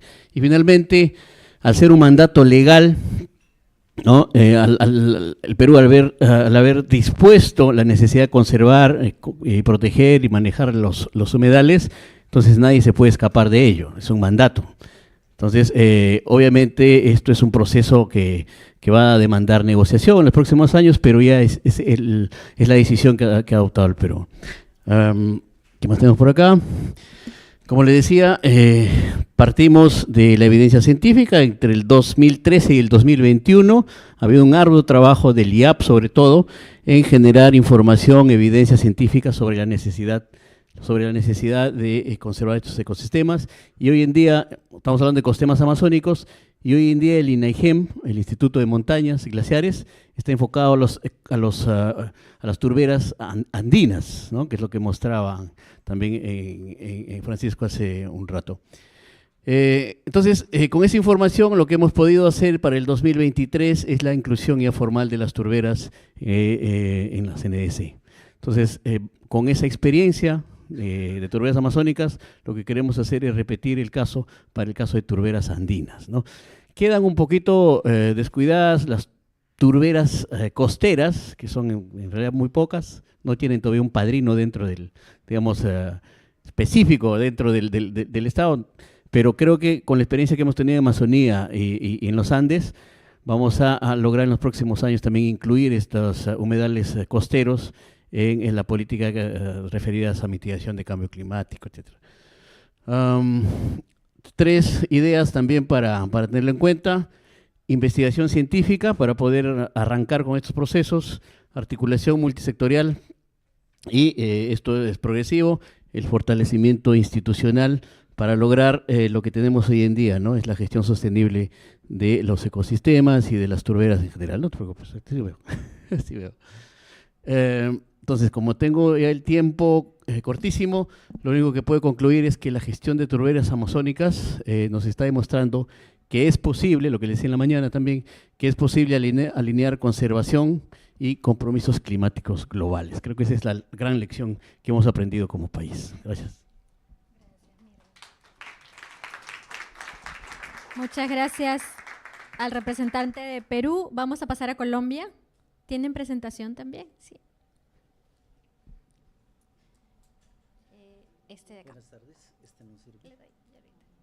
¿Cuál es el de pasar? Este. Sí, y este. el grande, solo el grande. Sí. Este de ahí. Buenas tardes para todos. Oscar Manrique nos me había presentado del Ministerio del Ambiente y Desarrollo Sostenible de Colombia. Voy a tratar de utilizar mis 5 minutos porque es demasiado corto el tiempo, pero bueno, vamos a hacer un recorrido frente a dos elementos importantes que tenemos en Colombia. Colombia no se ha definido el trabajo específico en turberas, pero se tienen dos líneas de trabajo muy centralizadas o muy orientadas hacia, primero, la identificación de páramos en Colombia y segundo, la de humedales. Por eso vamos en sintonía con los lineamientos de la Convención Ramsar y también con todo el proceso a nivel nacional en términos de agua y alimento. Hoy, esta mañana lo comentaban bastante y es precisamente que todo este proceso empieza por dos condiciones particulares: la necesidad de comida y la necesidad de agua. Cuando en Colombia nos empezamos a dar cuenta que hay unos sitios en los cuales requieren un cuidado especial que debe ser muy orientado hacia una condición particular que es de carácter vital, y es la vida y el agua. Empieza todo este proceso, no tengo tiempo para decirles todo, pero pues es muy sencillo.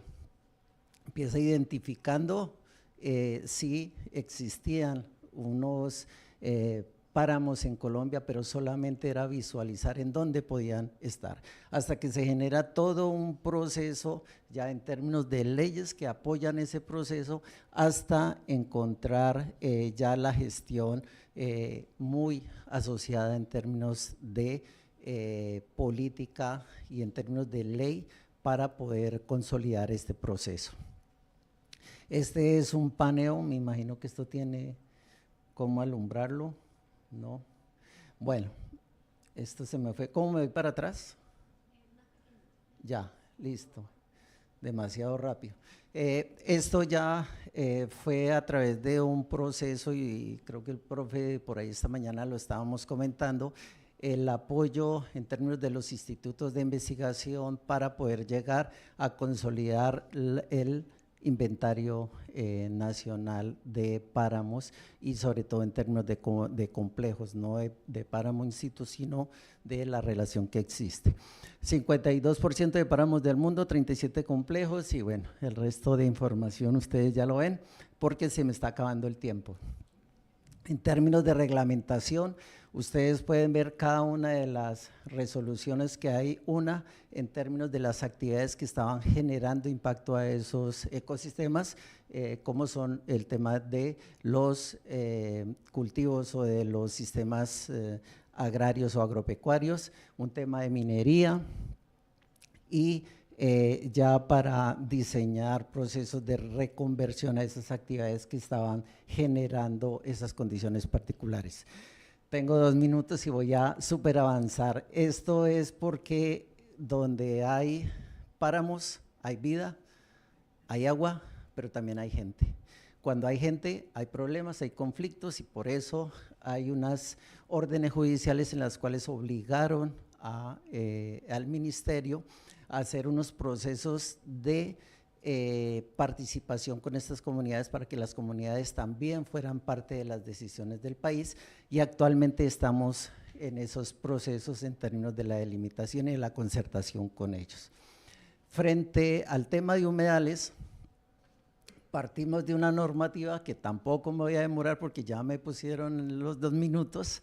Empezamos con la base de todo, que es el 2811 de 1974, y es el Código de los Recursos, en donde establece que el agua es un bien de uso público, pero adicional al agua son las áreas que contienen el agua, son bienes de uso público, y a partir de ahí empezamos todo el proceso de reglamentación. ¿Listo? No me detengo porque estoy sancionado. Con base en esto y a través de la norma de la ley 1753 que establece tanto para páramos artículo 173 y para humedales artículo 172 que deben ser identificados para poderlos proteger.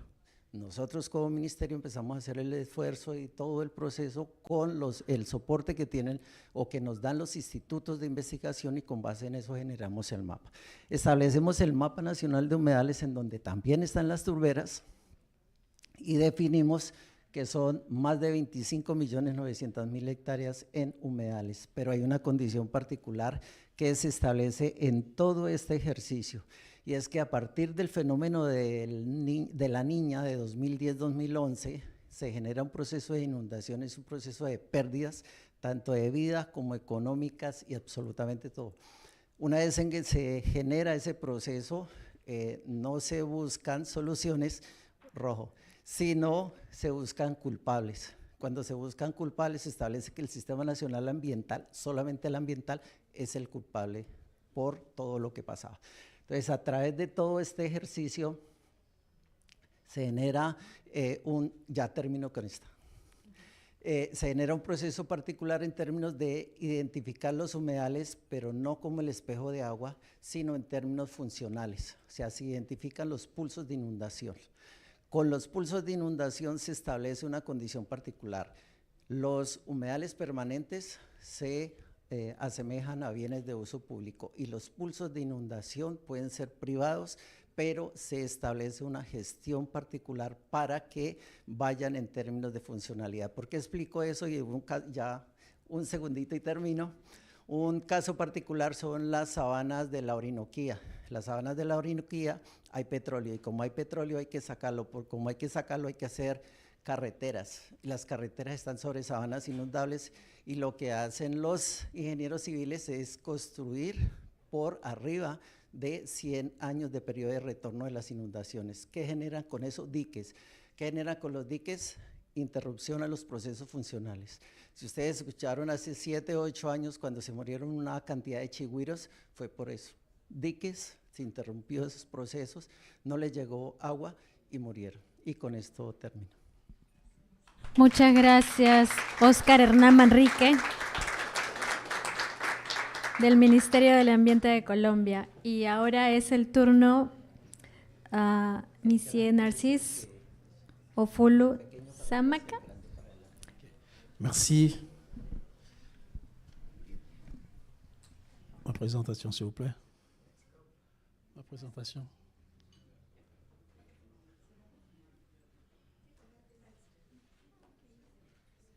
Ok, merci. Alors, donc, je suis Narcisse Ofoulou, directeur de l'écologie et des ressources naturelles et point focal tourbière de la République du Congo. Je crois que je serai peut-être le seul à parler français, à avoir une présentation en français. Alors, donc, je présente sur l'intégration de la protection des tourbières dans les documents politiques et stratégies en matière de climat, de biodiversité et NDT.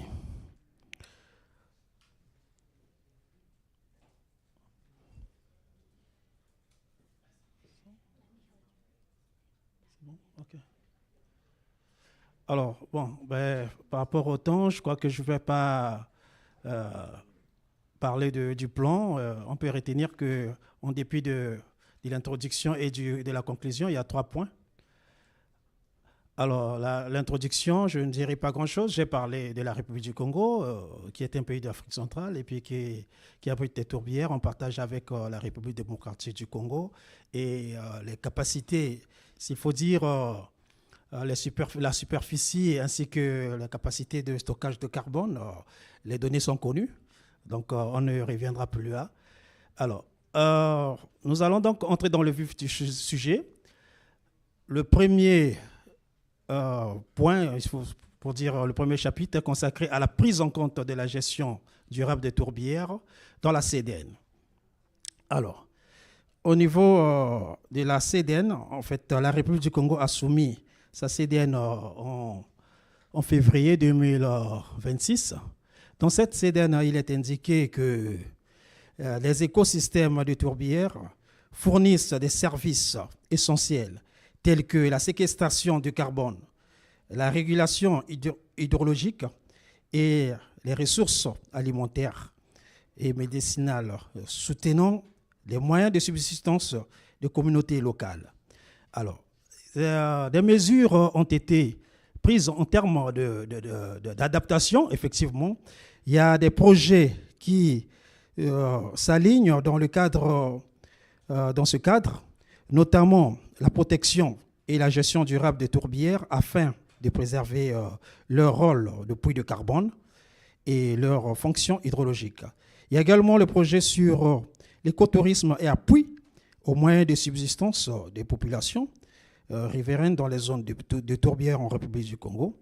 Et il y a le projet de gestion biologique et hydrologique des tourbières en République du Congo. Alors ça, c'est en ce qui concerne l'adaptation et l'atténuation. On peut noter la caractérisation des tourbières. Et là, je ne vais pas entrer dans les détails. Voilà, on me signale pour le temps, rapidement.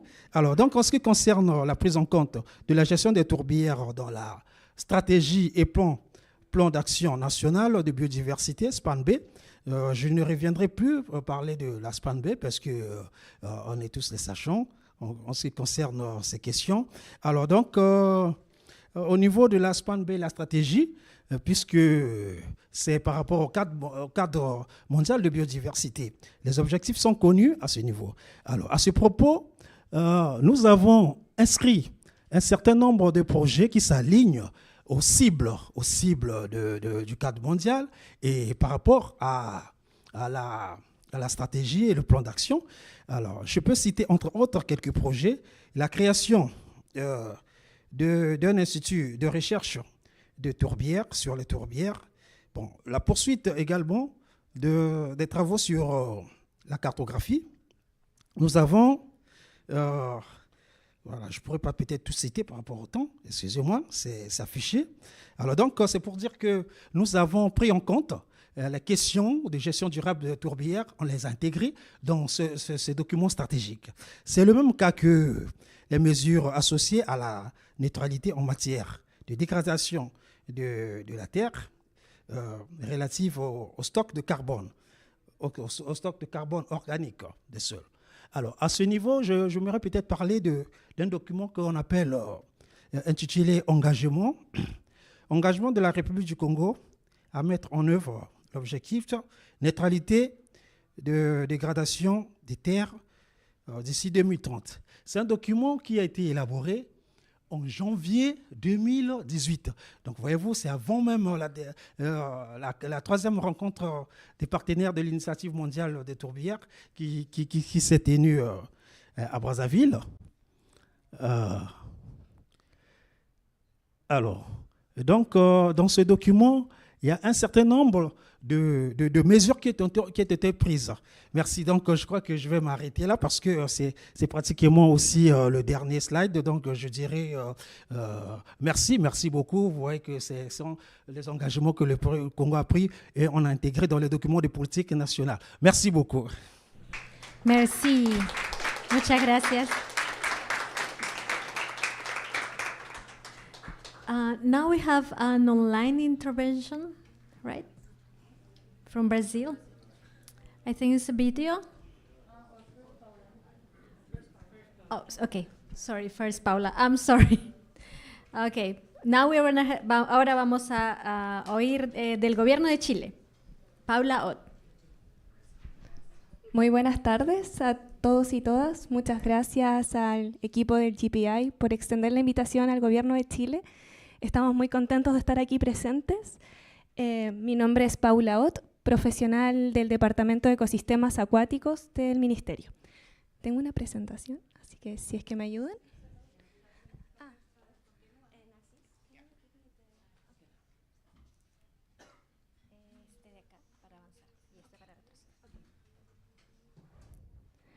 Bueno, yo les voy a contar un poco sobre el avance de las políticas públicas y los compromisos nacionales e internacionales sobre las turberas en el país de Chile. Primero que todo, Chile es un país muy estrecho y muy largo, como lo pueden ver en este mapa, y nosotros contamos con un inventario nacional de humedales del año 2020. Gracias a ese esfuerzo logramos identificar las turberas en el país y por la definición que tenemos actualmente, las turberas son considerados cualquier tipo de humedal que tiene la capacidad de producir turba. Eso nos abrió un poco la concepción de lo que entendíamos las turberas, como este imaginario colectivo que eran las turberas de la Patagonia. Pero dentro de esa definición pudimos comprender que también las turberas estaban en otros lugares de nuestro país. Y como pueden ver en el mapa, en color azul están los bofedales y las vegas altoandinas, los conocidos humedales altoandinos, ¿verdad? Que cubren aproximadamente 145.000 hectáreas, que no deja de ser un dato no menor. Y en color rojo pueden ver las turberas de la Patagonia, que son casi 3 millones de hectáreas en nuestro país. La cantidad de humedales en nuestro país son 6.000 hectáreas. Entonces podemos decir que 1/3 de los humedales de Chile son turberas. Bueno, en esta línea de tiempo pueden ver cómo progresivamente se han avanzado los compromisos nacionales para proteger los humedales, desde la adopción, ¿verdad?, de la Convención Ramsar y otras sucesivamente. En color rojo pueden ver cuáles son los compromisos nacionales y las nuevas políticas que vienen a proteger las turberas. El primer hito fue el año 2020, donde el país generó una hoja de ruta para la protección de estos ecosistemas que están muy amenazados en el país. Luego, en el año 2021, se establecieron los primeros compromisos internacionales en el marco de la NDC, que gracias a eso logramos poder identificar las turberas dentro del país. Y en el año 2024, hace ya 2 años, tenemos la Ley para la Protección Ambiental de las Turberas, que es un éxito y estamos muy orgullosos de poder contar con una ley que protege específicamente estos humedales, y eso es gracias al compromiso de los científicos del país y de las ONGs que levantaron esto en el Congreso para contar con una ley que protege estos ecosistemas que sabemos, como todos sabemos acá, son sumamente importantes. Actualmente se ha actualizado la NDC, eso que significa que tenemos nuevos compromisos que les voy a comentar ahora a continuación. Primero, respecto a la ley Turberas, el principal artículo que yo creo que es muy interesante saber es que en Chile está prohibida la extracción de turba, es decir, no se puede extraer turba en todo el territorio nacional, es decir, el suelo. Sin embargo, en Chile se extrae la cobertura vegetal de las turberas, que se llama la especie Sphagnum magellanicum. Es el producto forestal no maderero número 1 que se exporta en Chile. Es decir, hay miles de comunidades en el sur de la Patagonia que viven de este musgo, y hoy en día esa extracción, lamentablemente, que ha operado por más de 30 años, no está regulada. Voy apurándome. Y dentro de las otras cosas que nos permite esta ley es establecer planes de manejo para la recolección del conocido Herring moss. Quizás otros países como Australia, Nueva Zelanda, Canadá están mucho más familiarizados con esos conceptos relacionados a la cosecha de este musgo. Y nos permite fiscalizar y sancionar a aquellos que extraigan la turba y, contra la ley, extraigan el musgo bajo no regulación.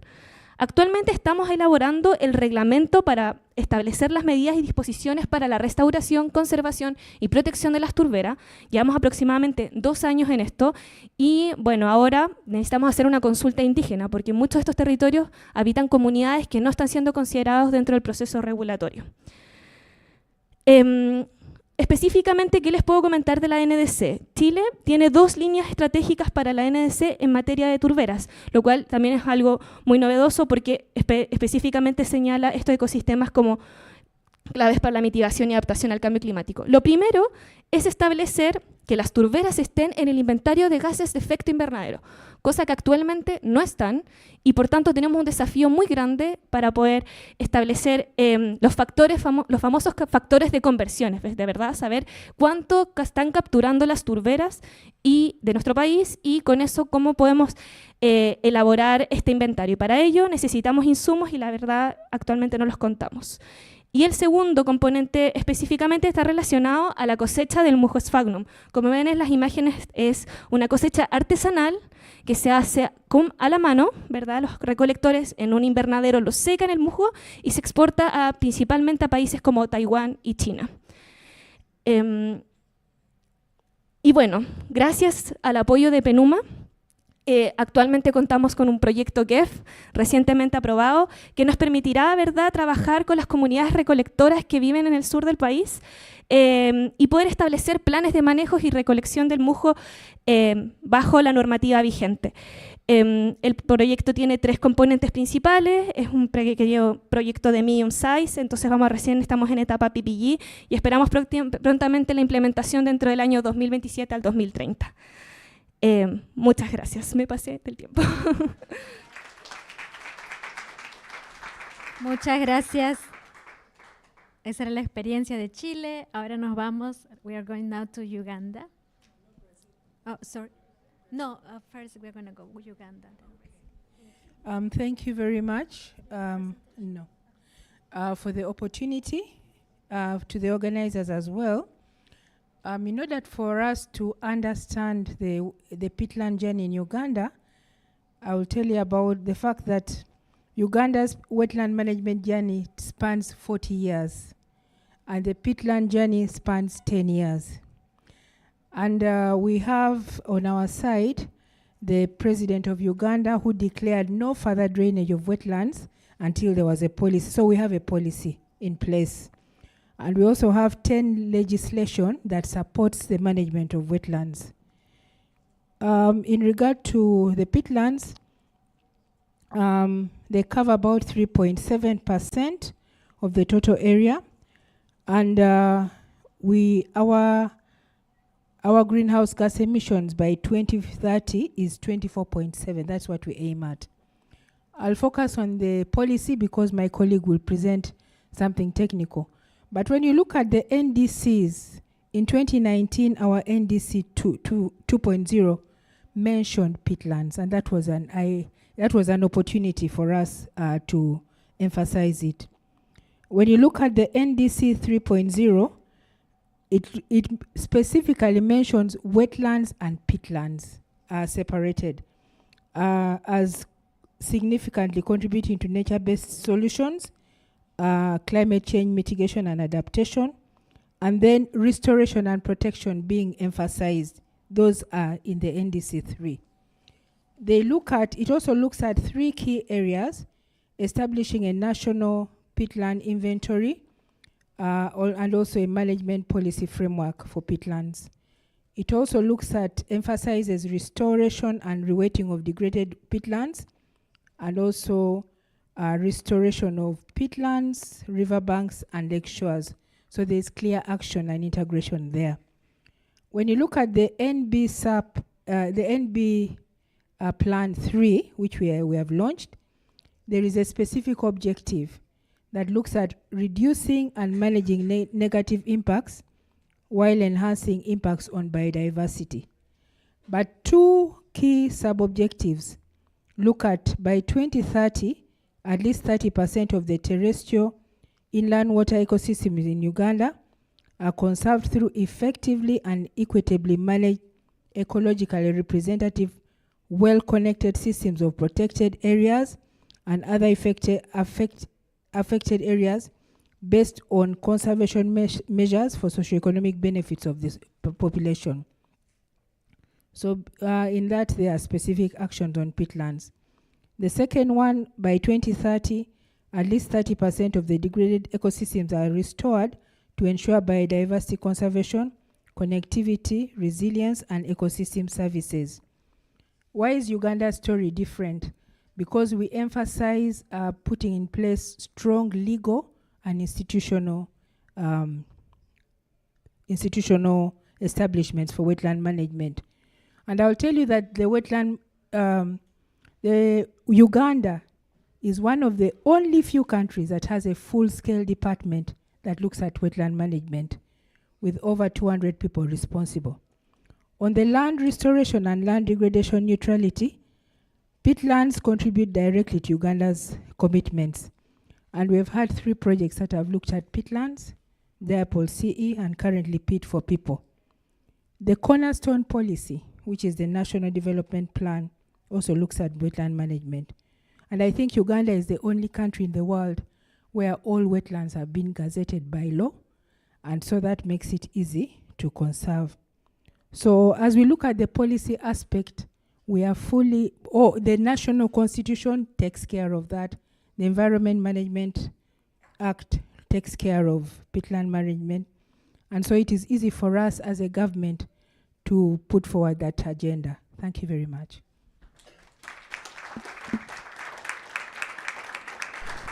Thank you very much.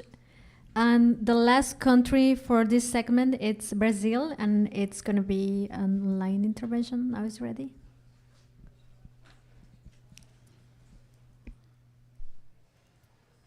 Hello, everyone. It's a pleasure to share Brazil's experience on how government-led actions are helping integrate peatlands into our climate, biodiversity, and land restoration agendas. Although peatlands occupy a relatively small portion on the Earth's surface, they provide extraordinary benefits. They can store carbon, regulate water, support biodiversity, and strengthen resilience to climate change. Brazil is home to one of the largest areas of tropical peatlands in the world. According to the United Nations, our country holds around 206,000 square kilometers of the world's tropical peatlands. Brazilian research has already mapped more than 54,000 square kilometers of peatlands, tropical peatlands, mainly in the Amazon, but also across the Atlantic forest and the bioma Cerrado, and the Pampa, representing 18% of the world's tropical peatlands and 3.8% of global peatlands. This ecosystem faces growing pressures: climate change, declining water availability, wildfires, land use change, and drainage, all threatening their integrity and the essential services they provide. Rather than addressing peatlands through a single policy, Brazil is integrating their protection into broader environmental governance strategies. One important example is our national action against deforestation. The Action Plan for the Prevention and Control of Deforestation in the Amazon and the corresponding plan for Cerrado help to reduce the main drivers of vegetation loss and land conversion, protecting extensive peatland areas in the process, especially regarding fire and deforestation. Another key initiative is watershed restoration. Across the country, restoration projects combine soil conservation with the recovery of native vegetation around riverbanks and springs. These actions improve water recharge, it strengthens base resilience, and helps maintain the wet conditions that peatlands depend on. Brazil is also strengthening its legal framework for protecting wetlands. A proposed legislation revision expanded the protection of springs and no riparian wetlands by establishing a 50-meter protection buffer based on their maximum seasonal extent. This measure provides stronger environment safeguards while increasing legal certainty for conservation efforts. In the Cerrado biome, Brazil is developing the Priority Areas for Water Conservation initiative. Using hydrological modeling, this tool identified the micro-watershed that are most important for water security, helping to guide investments and conservation actions where they can deliver the greatest benefits, including for peatlands. Another important step has been the reactivation of Brazil National Wetlands Commission. This forum brings together institutions to develop national guidelines for wetland conservation, and peatlands have recently become an important part of its discussion. Finally, Brazil is strengthening coordination among key environmental governance bodies responsible for water resource, biodiversity, wetlands, and environmental regulation, like the Rio Convention. This integrated approach creates stronger synergy across public policies and ensures that peatlands are recognized not as isolated ecosystem, but as essential component of climate action, biodiversity conservation, water security, and sustainable land management. Our experience shows that protecting peatlands does not always require creating entirely new policies. Often, the greatest opportunity is to better connect existing policies, institutions, and knowledge around a common objective. And I hope Brazil's experience can help the entire world to support and increase this agenda. Thank you very much. Thank you, and thank you to the government of Peru, Chile, Republic of the Congo, Colombia, and Uganda for your participation. Thank you. So we are now calling the next set of interventions from governments. So we will have now Germany, Democratic Republic of Congo, Mongolia, and Indonesia. So we have Uwe Ballrum from Germany, Jacques Bambuta from DRC, Davanjan Tekjargal from Mongolia, and Pak Ristianto Bribadi from Indonesia. 5 minutes each, please. And we start with Uwe.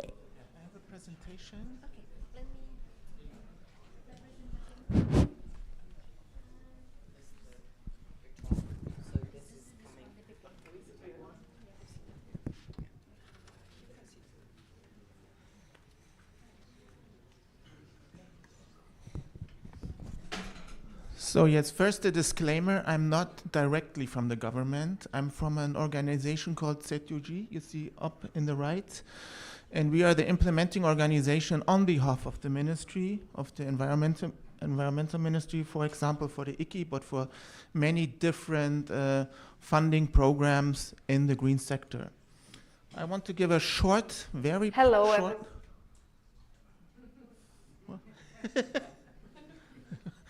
very short presentation. I have prepared one slide on peatlands in Germany's policy frameworks and national commitments. So as you can see at the top, we have an overarching legal framework, which would be the Federal Climate Change Act, which was established in 2019. Peatlands are not directly mentioned here, but we have targets for LULUCF, for land use change and forestry. So we want to reach a reduction of 40 million tons of CO2 equivalent by 2045. And below right, you see also within this Climate Change Act, we want to reach climate neutrality by 2045. So this is the legal framework.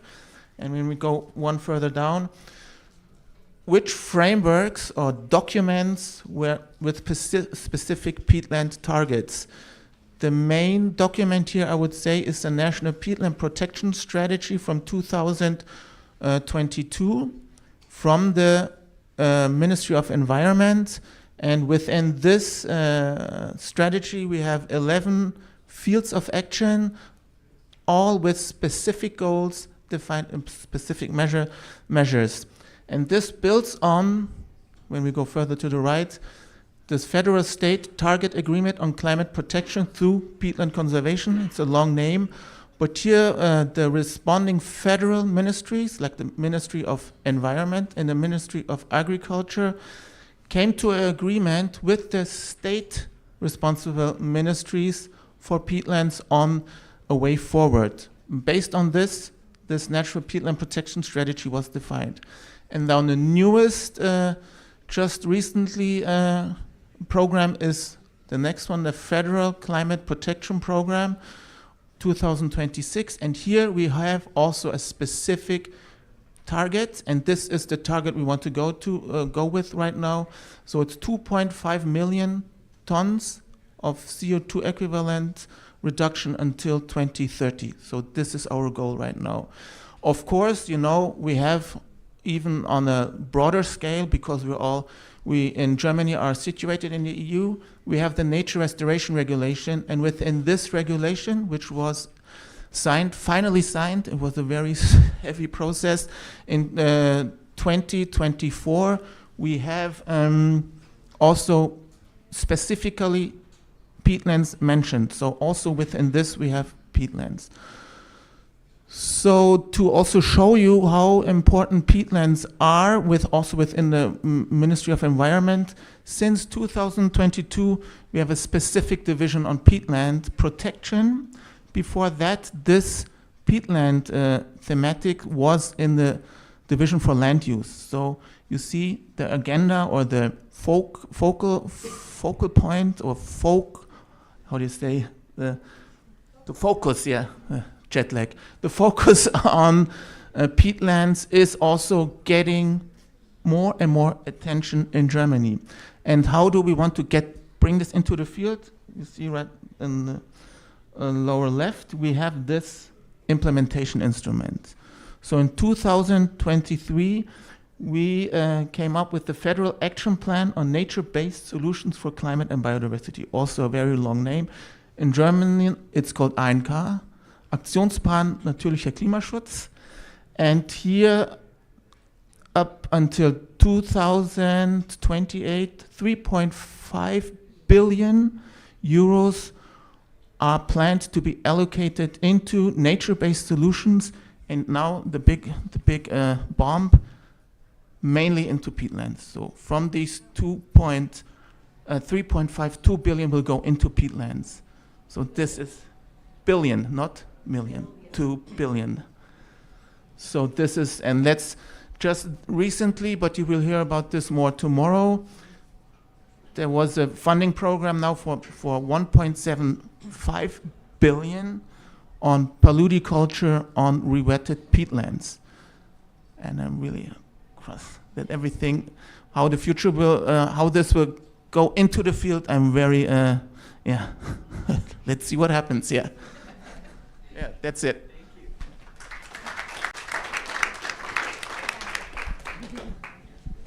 Thank you very much. So the next intervention is going to be in French. So you have your headsets ready?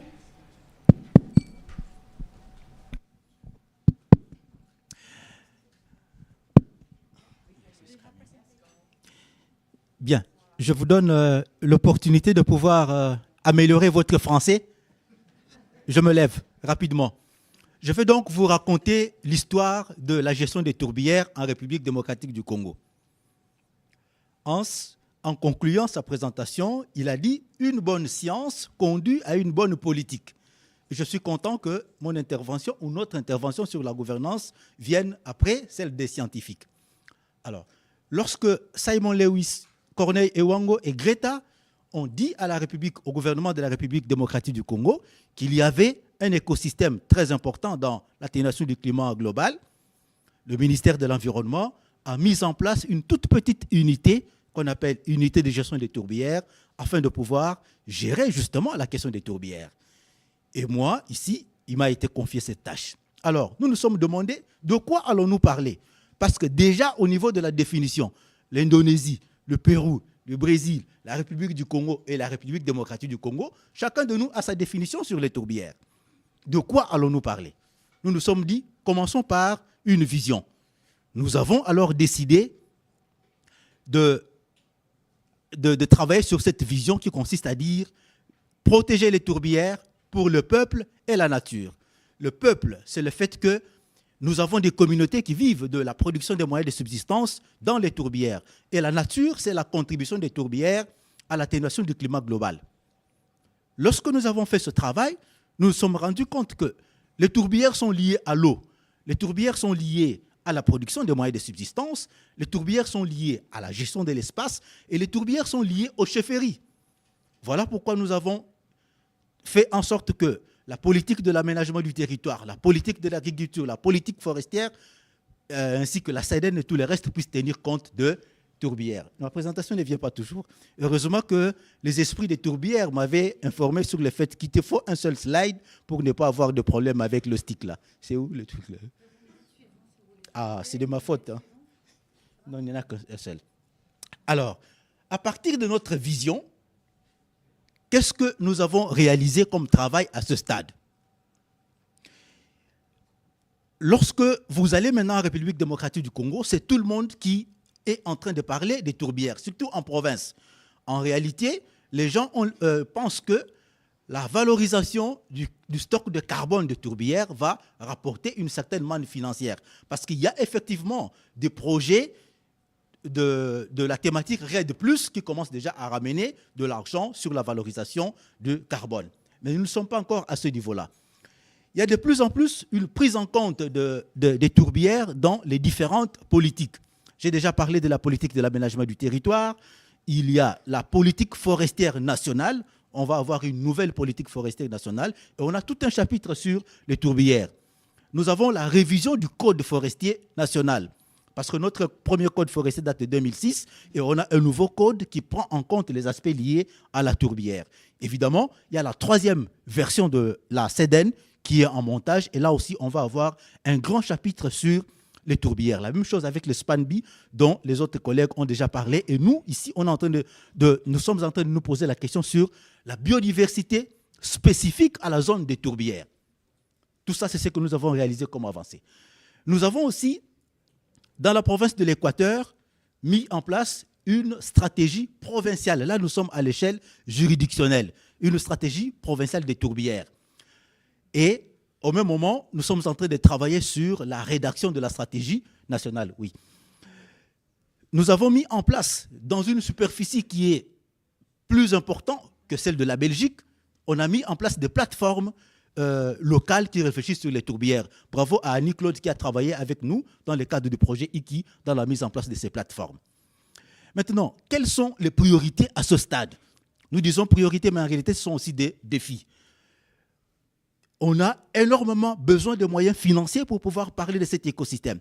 Parce qu'en République démocratique du Congo, nous avons du pétrole en dessous des tourbières. Maintenant, comment on fait en sorte que la conservation des tourbières devienne quelque chose d'acceptable par tout le monde? Sans les moyens financiers, on ne va pas y arriver. La même chose pour les recherches, la même chose pour tout ce qu'on est en train de faire comme implémentation des politiques. Peut-être qu'il va falloir que nous puissions tenter un certain nombre d'itinéraires, par exemple le paiement pour services écosystémiques. Parce qu'à ce stade, personne ne sait quelle est la meilleure piste pour pouvoir valoriser les tourbières. Donc nous devons tenter un certain nombre d'itinéraires. Et il y a aussi besoin que nous puissions multiplier ce genre de rencontres. C'est là où nous félicitons le travail qui est fait par GPI depuis l'adoption de la déclaration de Brazzaville jusqu'en ce moment. On veut que ce genre de rencontres internationales puissent davantage avoir lieu et qu'on puisse aussi faire parler des tourbières. Peut-être il va falloir marquer davantage la présence dans les différentes COP. Nous aimerions aussi que le travail qui est en train d'être fait par le ITPC, ce sont les collègues de l'Indonésie, que ce travail puisse aller de l'avant. Parce que c'est depuis des années que nous nous demandons comment on peut travailler ensemble pour pouvoir aller de l'avant. Je finis par une anecdote parce que j'ai parlé de l'histoire du pétrole. J'ai dit qu'en République démocratique du Congo, surtout dans le bassin central, vous avez du pétrole en dessous de la tourbe. Et un jour, je suis passé à la télévision, au journal de 20h, et le journaliste me demande, « Monsieur Bamouta, qu'est-ce que vous pensez? Est-ce qu'il faut exploiter le pétrole qui est dans la zone de la tourbière ou bien on fait comment ?» J'ai dit, il ne faut pas exploiter le pétrole. Le lendemain, j'ai été convoqué par le ministre de l'Hydrocarbures. Nous sommes en 2018. Et en allant répondre à la convocation, j'ai dit à ma femme, prépare les enfants, prends les passeports. Si tu ne me vois pas dans 2 heures, il faut fuir. Alors, je rencontre le ministre. Première question, c'est vous qui refusez qu'on puisse exploiter le pétrole? J'ai dit, Excellence, oui. Je lui dis alors, je vais revenir vers vous avec des solutions. Je ne suis jamais rentré chez le ministre et le ministre n'est plus non plus en place et le pétrole est toujours là, sous la tourbière, et moi aussi je suis toujours là. Je vous remercie. Merci. Okay, now we are going to Mongolia.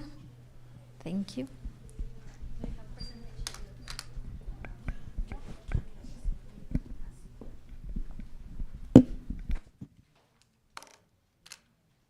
Yeah, good afternoon, everybody. My name is Tawanyam, Senior Analyst for Water Policy and Implementation, Ministry of Environment and Climate Change of Mongolia. Yeah, I will skip some basic information. Yeah. Yeah, Mongolia is divided by 29 river basins. In each basin has developed and is implementing an integrated water resource management plan. Mongolia has also protected 11 Ramsar site and management and conservation measure for these sites plants then relevant to the river basin implemented those basin level management frameworks. In addition, in 2024, the Climate Change Research and Cooperation Center and Wild Science and Conservation Center started the Mongolian Peatland Initiative. This initiative supports research, protection, and sustainable management of peatland and being implemented with national and international partners. The initiative works to highlight the importance of peatlands and including them national laws such as law on climate change and law on water. In addition, Wildlife Science and Conservation Center, together with Wetland International, launched a project from 2024-2028 to protect the resource 20,000 hectares peatlands. The project also supports local communities and aims to strengthen both ecosystem and livelihoods. Then, oh, this is not okay. Then government gaps and opportunity. We are so many opportunities for international partners. For example, GPI, GMC, Ramsar, and UNEP strengthen method training and technical capacity in Mongolia. Yeah, thank you.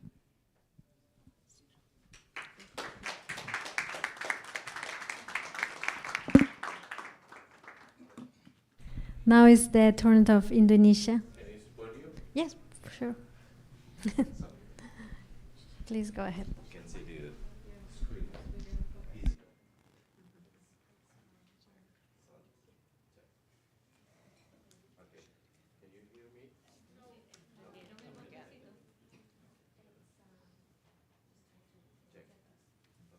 Good? Okay, thank you. So, good afternoon. My name is Ristianto Pribadi, but you just call me Tito. I'm the Director of Public Relations and International Cooperation under the Ministry of Forestry of Republic of Indonesia. Okay.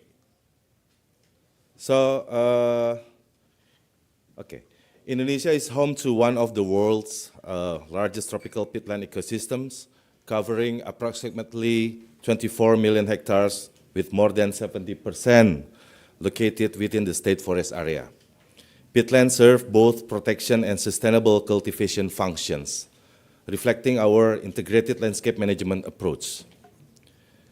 Peatland ecosystem in Indonesia store an estimated of 89 gigatons of CO2 equivalent, making them one of Indonesia's most strategic natural assets. Through protection, restoration, and sustainable management, peatlands have become a key pillar in delivering Indonesia's full net zero 2030 target and advancing sustainable development. Indonesia peatland governance is underpinned by a strong and evolving policy framework that integrates environmental protection, climate actions, and sustainable development. Our approach is built on 4 mutually reinforcing pillars. First, protections.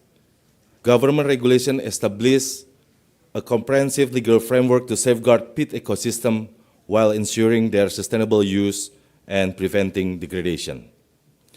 Second, restoration. Following the 2015 peatland fires, the government of Indonesia has given high concern for peatland restoration issue to accelerate ecosystem recovery. This reflects of our landscape-based management approach. Third, sustainable management. A series of technical regulations guide peat ecosystem protections, restoration, and management, ensuring that ecological functions, carbon storage, and biodiversity conservation remain at the core of land use planning. Finally, community engagement. We recognize that long-term conservation can only succeed when local communities are active partners. Our social forestry policies empower communities to improve their livelihoods while maintaining the ecological integrity of peatlands. Distinguished colleagues, Indonesia's commitment to peatland conservation is reflected not only in our policies, but also in concrete actions on the ground. Since 2011, Indonesia has implemented a moratorium on new concession license for activities that would open or convert primary forests and peatlands. Made permanent in 2019, this policy safeguards approximately 4.9 million hectares of peatland ecosystems, while encouraging concession models that prioritize ecosystem restoration and sustainable management, rather than land conversion. Peatland restoration has become a key component of Indonesia's Follow Net Zero 2030 strategy. By the end of 2023, nearly 3.9 million hectares of peatland in concession areas had been restored, supported by more than 10,000 groundwater monitoring stations. Equally important, through our social forestry program, more than 600,000 hectares of peatlands are sustainably managed by local and customary communities, demonstrating that ecosystem conservation, climate action, and community welfare can be advanced together. This is how Indonesia translates strong policy commitments into concrete, measurable, and inclusive climate actions. Distinguished colleagues, as we look ahead, Indonesia firmly believes that peatland restoration is not merely an environmental responsibility. It is a strategic investment in climate resilience, biodiversity conservation, and sustainable economic development. In this spirit, the Ministry of Forestry of the Republic of Indonesia warmly invites all members of GPI, Global Peatlands Initiative, to join and actively engage with the International Tropical Peatland Center, together with our colleague from DRC, Republic of Congo, Peru, and also with the support from C4, UNEP, and FAO. As a collaborative platform for knowledge exchange, capacity building, innovation, and partnership among tropical peatland countries. We would also be honored to welcome all distinguished delegates to the Peatland Forest Forum 2026, planned to be held in Indonesia in October 2026, as an opportunity to strengthen our collective commitment and translate shared ambition into concrete actions. Indonesia stands ready to work with all partners to advance sustainable peatland management for the benefit of people, nature, and our shared climate future, including in achieving GPI vision by 2030, no peatlands newly drained. Thank you. Terima kasih. Terima kasih. Thank you. Thank you to every one of you. Now we are ready for the next segment. Yeah. Yes, please go back to your seat. Thank you so much. Thank you, danke, terima kasih, merci. That's all that I know, but sorry. Okay, back to Diana.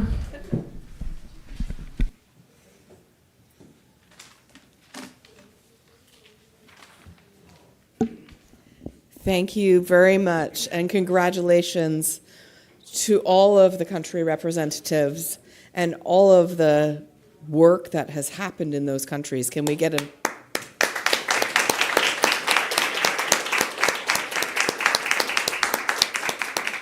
And many of you have been accompanying those country representatives and the governments and communities to raise this ambition. That is really, honestly, very impressive. So we heard from these 10 countries what common conditions are emerging as preconditions for embedding peatlands into national policy frameworks. We heard some climate emergency, some health issue, some science progress, some collaboration and exchange.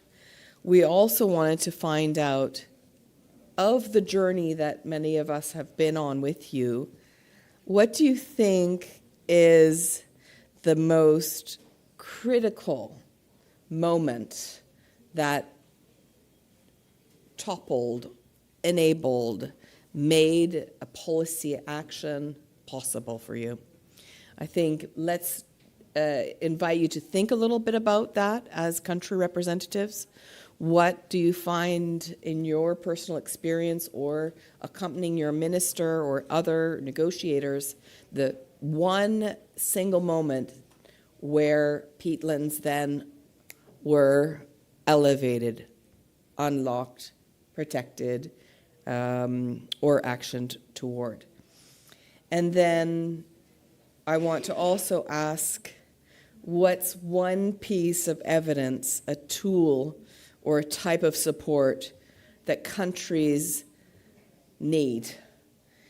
Either they need urgently now, or you would share for other peatland countries, because we have the intention, of course, to expand the partnership and support across many more. What piece of evidence or action or tool do you need way earlier in your journey that you can look back before we were in touch for 10 years to say, if I only had X, what is that? So let me just open the floor to any of the 10 representatives if you'd like to share a little bit more during this discussion. that one big piece of what thing that, or moment, or opportunity, and also what sort of support would you need from the Global Peatlands Initiative in making that available? Yeah.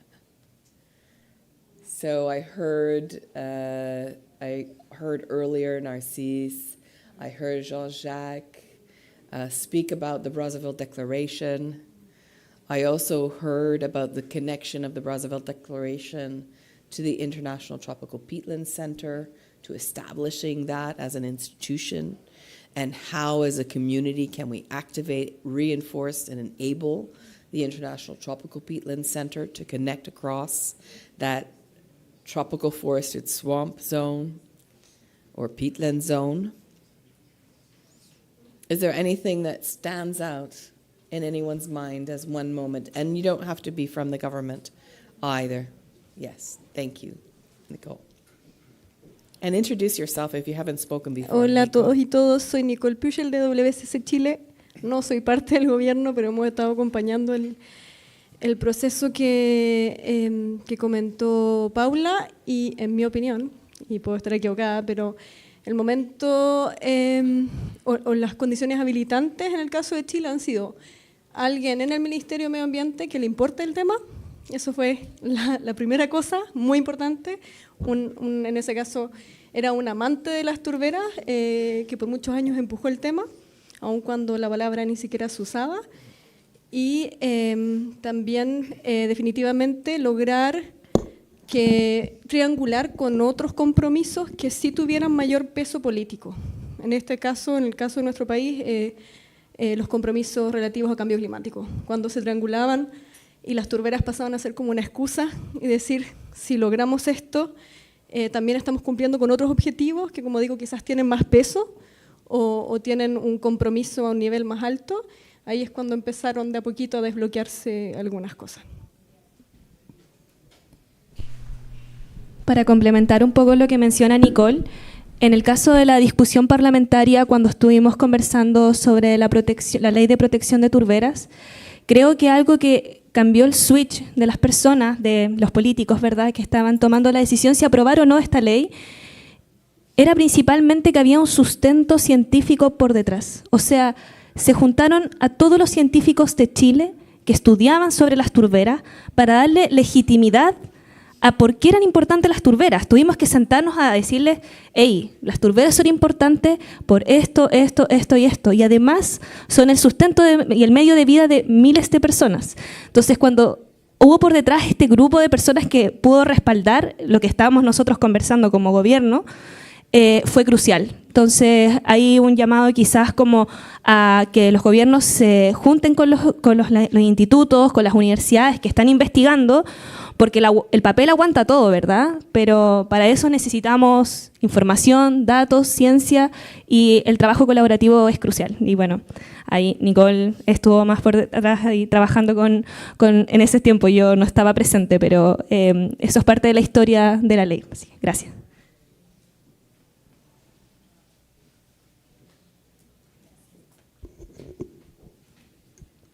Thank you very much, Nicole and Paola.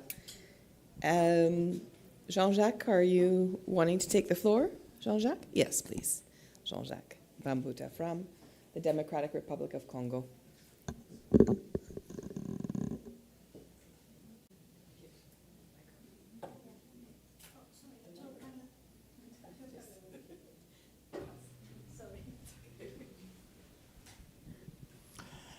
Excusez-moi, vu l'importance de ce que je vais dire, je préfère encore poursuivre en français pour être sûr que je dis des bonnes choses. Une des questions qui m'est toujours posée, moi, par les ministres, c'est de savoir quelle est la valeur de la conservation des tourbières. En d'autres termes, qu'est-ce que les communautés locales gagnent? Qu'est-ce que les peuples autochtones gagnent? Qu'est-ce que les gouvernements gagnent à pouvoir laisser les tourbières dans l'état de conservation? Tout en sachant que dans ces zones-là, il y a d'autres ressources qu'on peut exploiter. Ça peut être le bois, ça peut être l'agriculture, ça peut être les terres arables, ça peut être beaucoup d'autres ressources. Ça, c'est une question à laquelle on devra réfléchir ensemble. J'étais déjà en train de parler de paiements pour services écosystémiques. Est-ce qu'il y a d'autres choses plus palpables que nous pouvons présenter? Ça, c'est la première chose. Deuxième élément, je suis en train de m'entendre, pardon. Deuxième élément, on nous demande toujours pourquoi dans les différentes conférences de la CNUC, il n'y a que très peu de place pour les tourbières, où on ne parle presque pas des tourbières, à part le travail que nous faisons à travers nos réseaux ou à travers le Global Peatland Initiative. Je pense que nous avons tous le devoir de pouvoir faire les lobbying pour que, dans ce genre de conférences internationales, qu'on puisse aussi réserver une place importante aux tourbières. Parce que finalement, lorsque nous regardons la contribution des forêts naturelles à l'atténuation du climat global, et lorsque nous comparons cela à l'importance de la contribution des tourbières à l'atténuation du climat global, nous comprenons qu'il n'y a pas match parce que les tourbières sont un peu plus importantes pour pouvoir atténuer, parce que nous disons chaque fois que c'est une super solution basée sur la nature. Donc il y a un travail à faire sur ce point-là.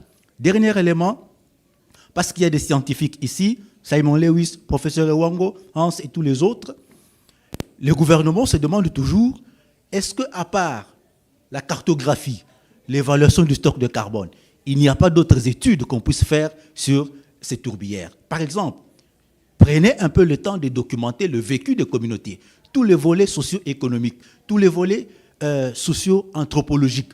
Ce sont des volets qui ne sont pas à ce stade très exploités. Et donc, on aimerait avoir un certain nombre d'informations pour que finalement la science puisse aider ceux qui travaillent sur les politiques à pouvoir aller de l'avant. Et le dernier élément, je suis en train d'aller remettre le micro, c'est faire en sorte que les différentes initiatives comme le ITPC puissent aller de l'avant pour que nous puissions avoir un commun, une marmite commune. J'ai parlé de définitions qui sont différentes. Nous, République démocratique du Congo, notre définition elle est complètement différente de celle de Brazzaville. Et nous avons regardé les définitions des autres pays, c'est aussi différent. Maintenant, comment nous pouvons avoir une marmite commune? Est-ce que des structures comme GPI, ITPC ne peuvent pas servir de ce genre de marmite commune? Je suis en train de parler de la marmite comme ça, pourquoi? C'est comme si j'ai faim, je m'arrête là-bas.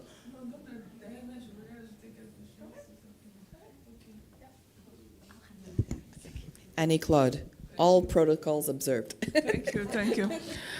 Effectivement, je voudrais ajouter quelque chose à ce que Jean-Jacques dit. Nous venons de la même sous-région, le bassin du Congo, et il y a beaucoup de travail de plaidoyer à faire. Parce qu'au niveau des gouvernements, ils sont beaucoup plus concentrés sur le développement de leur pays. Les communautés sont pauvres, les pays sont pauvres, ils veulent utiliser les ressources dont ils disposent pour parler développement. Et nous venons avec une contrepartie qui est la conservation. Alors je voudrais demander, est-ce qu'on a des études qui ont été menées pour mettre en avant la valeur économique des tourbières? Peut-être que ce serait l'occasion qu'à certains moments, on organise des high-level meetings avec nos gouvernants pour leur présenter ces éléments-là et pouvoir soutenir notre plaidoyer. Parce que la balance est très inégale par rapport à ceux qui viennent avec l'argent du pétrole, l'argent du gaz, l'argent des bois, et nous qui venons avec la conservation. Je crois que c'est très important ce que Jean-Jacques a dit. Il faut également qu'on regarde beaucoup dans le travail que nous faisons, la place que nous accordons à l'amélioration de la qualité de vie des communautés locales.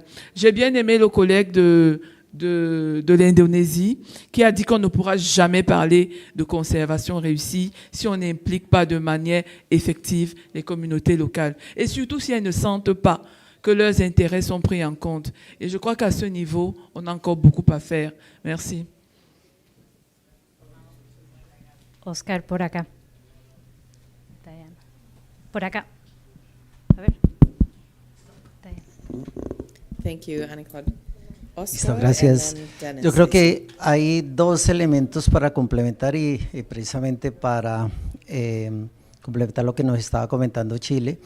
Y en Colombia no necesariamente con el soporte técnico científico pudimos trascender a la norma y a la política, porque se requiere un lenguaje especial para llegar a los congresistas. Nos gastamos 2 años en poder convencerlos, y eso se convence a través de no solamente el soporte científico, sino el lenguaje que se debe generar hacia los congresistas. Fue súper especial para que nosotros lográramos trascender más de 10 años de trabajo. Adicional a esto, se genera, y como acaban de comentar en la locución anterior, es el cómo se vende. Nosotros lo logramos vender a través de lo que es importante para las comunidades, su comida o la vivienda o la vida, que es el agua. Es un elemento súper importante en términos de tenerlo en cuenta. El segundo, y frente al comentario de que ¿qué necesitamos? Necesitamos información que sea homogénea para todos los países que tenemos turberas. Tenemos un caso particular en la Iniciativa Regional de Humedales Amazonas, en donde estamos tratando de conciliar o de tener una homogeneidad en términos de la información de humedales. Cada país es un mundo aparte, y para poder tener una lectura regional ha sido bastante complejo. Entonces, ¿qué necesitaríamos? Que a través de esta iniciativa pudiésemos tener homogeneidad en términos de la información, y que pudiésemos generar una red para que todos los países tengamos ese tipo de información y la podamos utilizar en nuestros sistemas, y que pueda ser completamente utilizada por cada uno de estos países. Gracias. Gracias, gracias. Dennis. Nuevamente, espero no cansarlos. ¿Qué necesitamos hacer? Tenemos que ser más autocríticos. Yo les digo eso por experiencia. Los que provenimos de ciencia, naturalmente, tenemos que impresionar a los científicos. Tenemos que publicar nuestros papers. Tenemos que pensar en cosas nuevas. Pero esto no convence a los políticos ni a las comunidades locales. No convence. Tenemos que dar más evidencia científica, tenemos que tener más conocimiento, la investigación tiene que ser más profunda. Con esto podemos hacer injerencia a los políticos, a poblaciones locales, porque las poblaciones locales y políticos van a pensar, bueno, ¿qué ganamos sabiendo más de turberas? Por eso está la ciencia, le dice, bueno, ganamos mucho. Podemos generar más alimento, podemos conservar nuestro medio ambiente, podemos generar más trabajo. Todos los métodos son necesarios. No solo basta la ciencia, no solo basta ser político, sino que tenemos que hacer una combinación de todos esos factores y aprovechar también las coyunturas. Hace 20 años, ¿quién hablaba de cambio climático? Pero ahora sí, es fundamental justamente poner todo este contexto de que todos salimos ganando. Las poblaciones locales, los políticos van a ganar más votos y contribuir también el mundo en el contexto global de cambio climático. Gracias.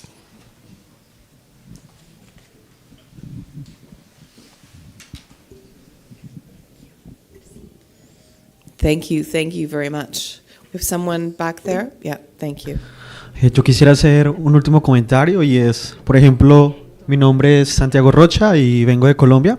En el caso de Colombia, más de la mitad de la población depende del agua, que es regulada por las turberas, pero la gente no sabe qué es una turbera y muchas veces me preguntan que si es una turbina de avión. Entonces, la invitación a todo este grupo de la Iniciativa Mundial de Turberas es a que traduzcamos el lenguaje científico y todo ese montón de ciencia súper interesante y conocimiento que tenemos alrededor de las turberas a un lenguaje del común que nos permita que todos trabajemos en conjunto por este ecosistema, porque si seguimos haciendo ciencia para científicos, entre científicos no vamos a poder conservar nuestras turberas.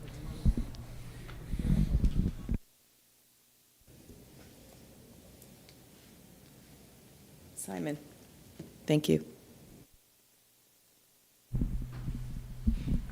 Simon Lewis, I'm a peatland scientist and climate change scientist. I think part of this is about, translating science into stories that resonate with people, and different stories for different audiences, but rooted in the evidence. But mostly, I think it's about repetition, that these ecosystems matter and why they matter, and keep saying it. And I feel that, I'm currently trying to push a new scientific paper out, and one of the reasons to get it out there is just to repeat the message about the Central Congo peatlands are really important, and really important for local communities, really important regionally in terms of reducing ambient air temperatures and maintaining rainfall patterns, and important globally, and just keep the repetition going so that people up to ministerial and head of state level hear it eventually, and then they start repeating that, and then you can kind of get some like tractable action. Yes, thanks very much. Actually, John Colmy from the Global Landscapes Forum told me once when we were in Bonn and we were doing a peatlands side event, I said, John, we got to do something new. He said, no, Diana, we got to do the same thing again, because not enough people have heard it. Not only haven't they heard it, they maybe not have related to it, absorbed it, felt it.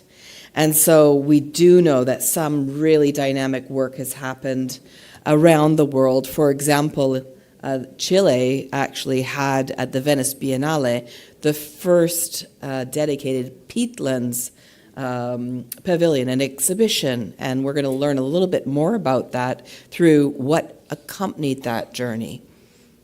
But for the first time ever, all of the elite that go to Venice for the art and architecture exhibit walked through that place. They then experienced what a peatland was, because there was an artist that captured the smell. And they smelled the peatland, and they looked at the peatland, and they heard the stories of the indigenous community, the songs, the traditions, and they felt that. And I think that, indeed, we can repeat hashtag peatlands matter, but also these foundational pieces of knowledge that we've established together as a community. 327 scientists sat down, thank you so much, volunteered your time to write that global peatlands assessment, the state of the world's peatlands, and derived from that the summary for policymakers, and derived from that the global peatland hotspot atlas, which overlays what items mean something to people instead of only that peatland. But also thank you to the community for rallying around this word, the peatland. And I think that the more that we can also rally around the word, just as forests are many, they're different, a rainforest, a boreal forest, peatlands are different, but united as a community, communicating together very strongly, very effectively, and counting on the other to, if we're not able to go to these global meetings or not able to get down to the community, counting on others to carry our voice. I think that is really, the power of the partnership. And I want to thank everyone that has already dedicated so much of the time to share your best practice. FAO has done a lot of work on that best practice work, and we're about to do another round of best practices, and we're listening very closely in this room, all of us, and trying to really identify what is the next capture of best practice, but also what are the bigger, easy, and important repetitive messages. And also that some can accelerate very quickly. I can tell you about a very influential coffee I had with the then person that was responsible for nature-based solutions. And I said, you know, I just came from the Democratic Republic of Congo. They have a peatlands unit. And the person looked to me and said, ah, they have a peatlands unit? I said, yes. Do you have a peatlands unit in your ministry? There is a peatlands unit now in the German Ministry of Environment, thanks to this sharing, this healthy ideas that actually move things along. Not only they have a peatlands unit, but Uwe shared they have a national strategy, they have an investment platform, and they've unlocked also finance on the from the European Union Nature Restoration Law. We're going to borrow some of these metrics, learn from them, and try to also create opportunities in your countries for your people, for those communities that benefit. It's a long road. We know that one conversation, and it takes years to actually get into legislation, years to get into enforcement, years to get into policy plans and investments. So thank you, all of you government actors that have the perseverance and the stamina to continue on that long journey which you are on. We're behind you. I just want to clap that because that's a hard, long, slow, but super important piece of the puzzle. So congratulations, everyone. We are going to be able to end early unless there's any other burning questions in the room. Yes, Eva, thank you. Sorry for keeping you away from dinner, especially those with jet lag. I'm Eva Hernandez, I'm from Wetlands International, and well, I'm very excited to be here. Diana, thanks for bringing us together. But I hear we have been talking about governments and we have been talking about science, but I would like to remind you, we're here, we're NGOs. There are several in the room, WCS, IUCN, TNC, and I want also to remind the role that we can sometimes be uncomfortable, no? We are that horse fly that you cannot get rid of.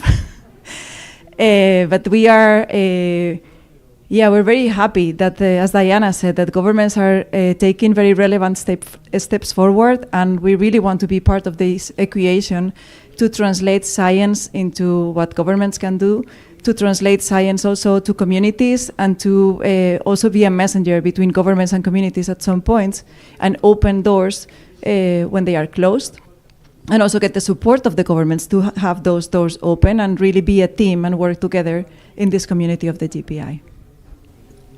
Thank you very much. Very well pointed out. And actually, that brings me to tomorrow, where we start with practice, which is that space that we count on NGOs and other non-state actors to step to the table and support. So if we don't have any other burning questions, any other responses, oh, thank you, Hans. One last, lucky last in the room. Thank you. We've got time. Yeah, you said we were early. Because I would like to react on some things that have happened this afternoon. It is, of course, so what Simon has been saying, that you have to repeat the things. It's the Romans who had already the expression "Gutta cavat lapidem non vicet sepe cadenda." The drop makes a hole in the stone, not by force, but by falling often. And that is, of course, important. But important is also that there is a context in which it is happening.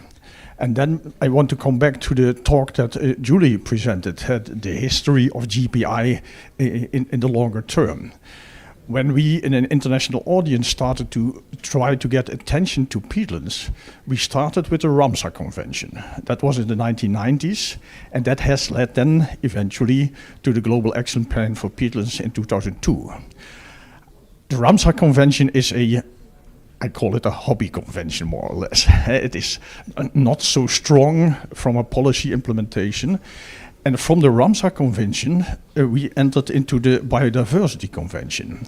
And there that was, for example, the thing that was coordinated by Faisal 2008, the global assessment for peatlands and climate change, and biodiversity and climate change. These three things were it.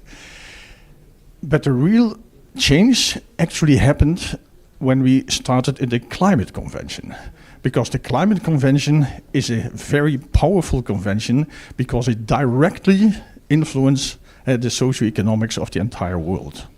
And only after we started to enter, bring the peatlands into the Climate Convention, but you have to have an entrance, of course, it appeared to be that then the word could be spread and could be heard. Because as long as you only talk about wetlands as wetlands for migrating birds, or biodiversity for biodiversity, biodiversity is important for very many people, but we do not manage to bring that back in one currency, and that is of course what the Climate Convention had done, how bad it is, the global warming potential, that you could express all activities in one currency and compare. And that was, I think, one of the moments that the message of peatlands could be heard, and this message has to be repeated to become widely spread. And on the basis of this method, we see now, of this message, we see that we also get the other issues in, like biodiversity and ecosystem services, etc., etc. I think that is the long-term development of the peatland thinking in global policy. Yes, thank you very much, Hans. You've been on that journey, and we've really appreciated learning from that. But indeed, you know, I do see colleagues and organizations, oh, well, you know, we need to move and shift to the water or the nature piece. The climate space is super critical, also because of the teeth that Paris Agreement has, and the teeth that actually Europe feels, the grip of the Paris Agreement coming into being legal in force. We see large-scale investments. We see urgent large-scale investments, and it's not. It is an agreement that also stretches across and reaches across the other Rio Convention. So I do believe indeed, and we still retain that 2050 goal, which is no more new emissions. And that is a very important piece, because without that as our sort of also guiding light, we lose all of the other, you know, critical elements that come along with healthy peatlands. Water, nature, resilience, migratory pathways, and our precious wetlands of the world. Thanks everyone for your attention, for your stamina today. We are going to start tomorrow earlier, but we'll have a fabulous recap from day one. And then we will dig into the first segment, which is about practice. But do please be here at 8:30 in the morning. And this evening is what I'd like to call free time. So catch up on your sleep with a friend, with a colleague, with your family, whatever you need to do. We do hope to see you bright and early tomorrow morning. And if you need anything, please, the team is here. We're here for you. Let's give ourselves a round of applause for a productive day. For those of you following us online, thank you so much for following us online. We are recording the sessions, and we will be sharing those so that we can repeat, we can revisit, and we can also reflect when we don't have the time to exchange in the room. Have a great evening, everyone.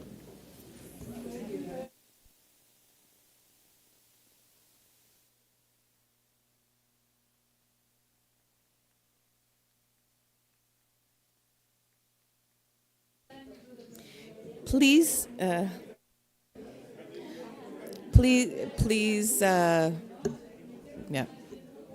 please do leave your, please do leave the heads.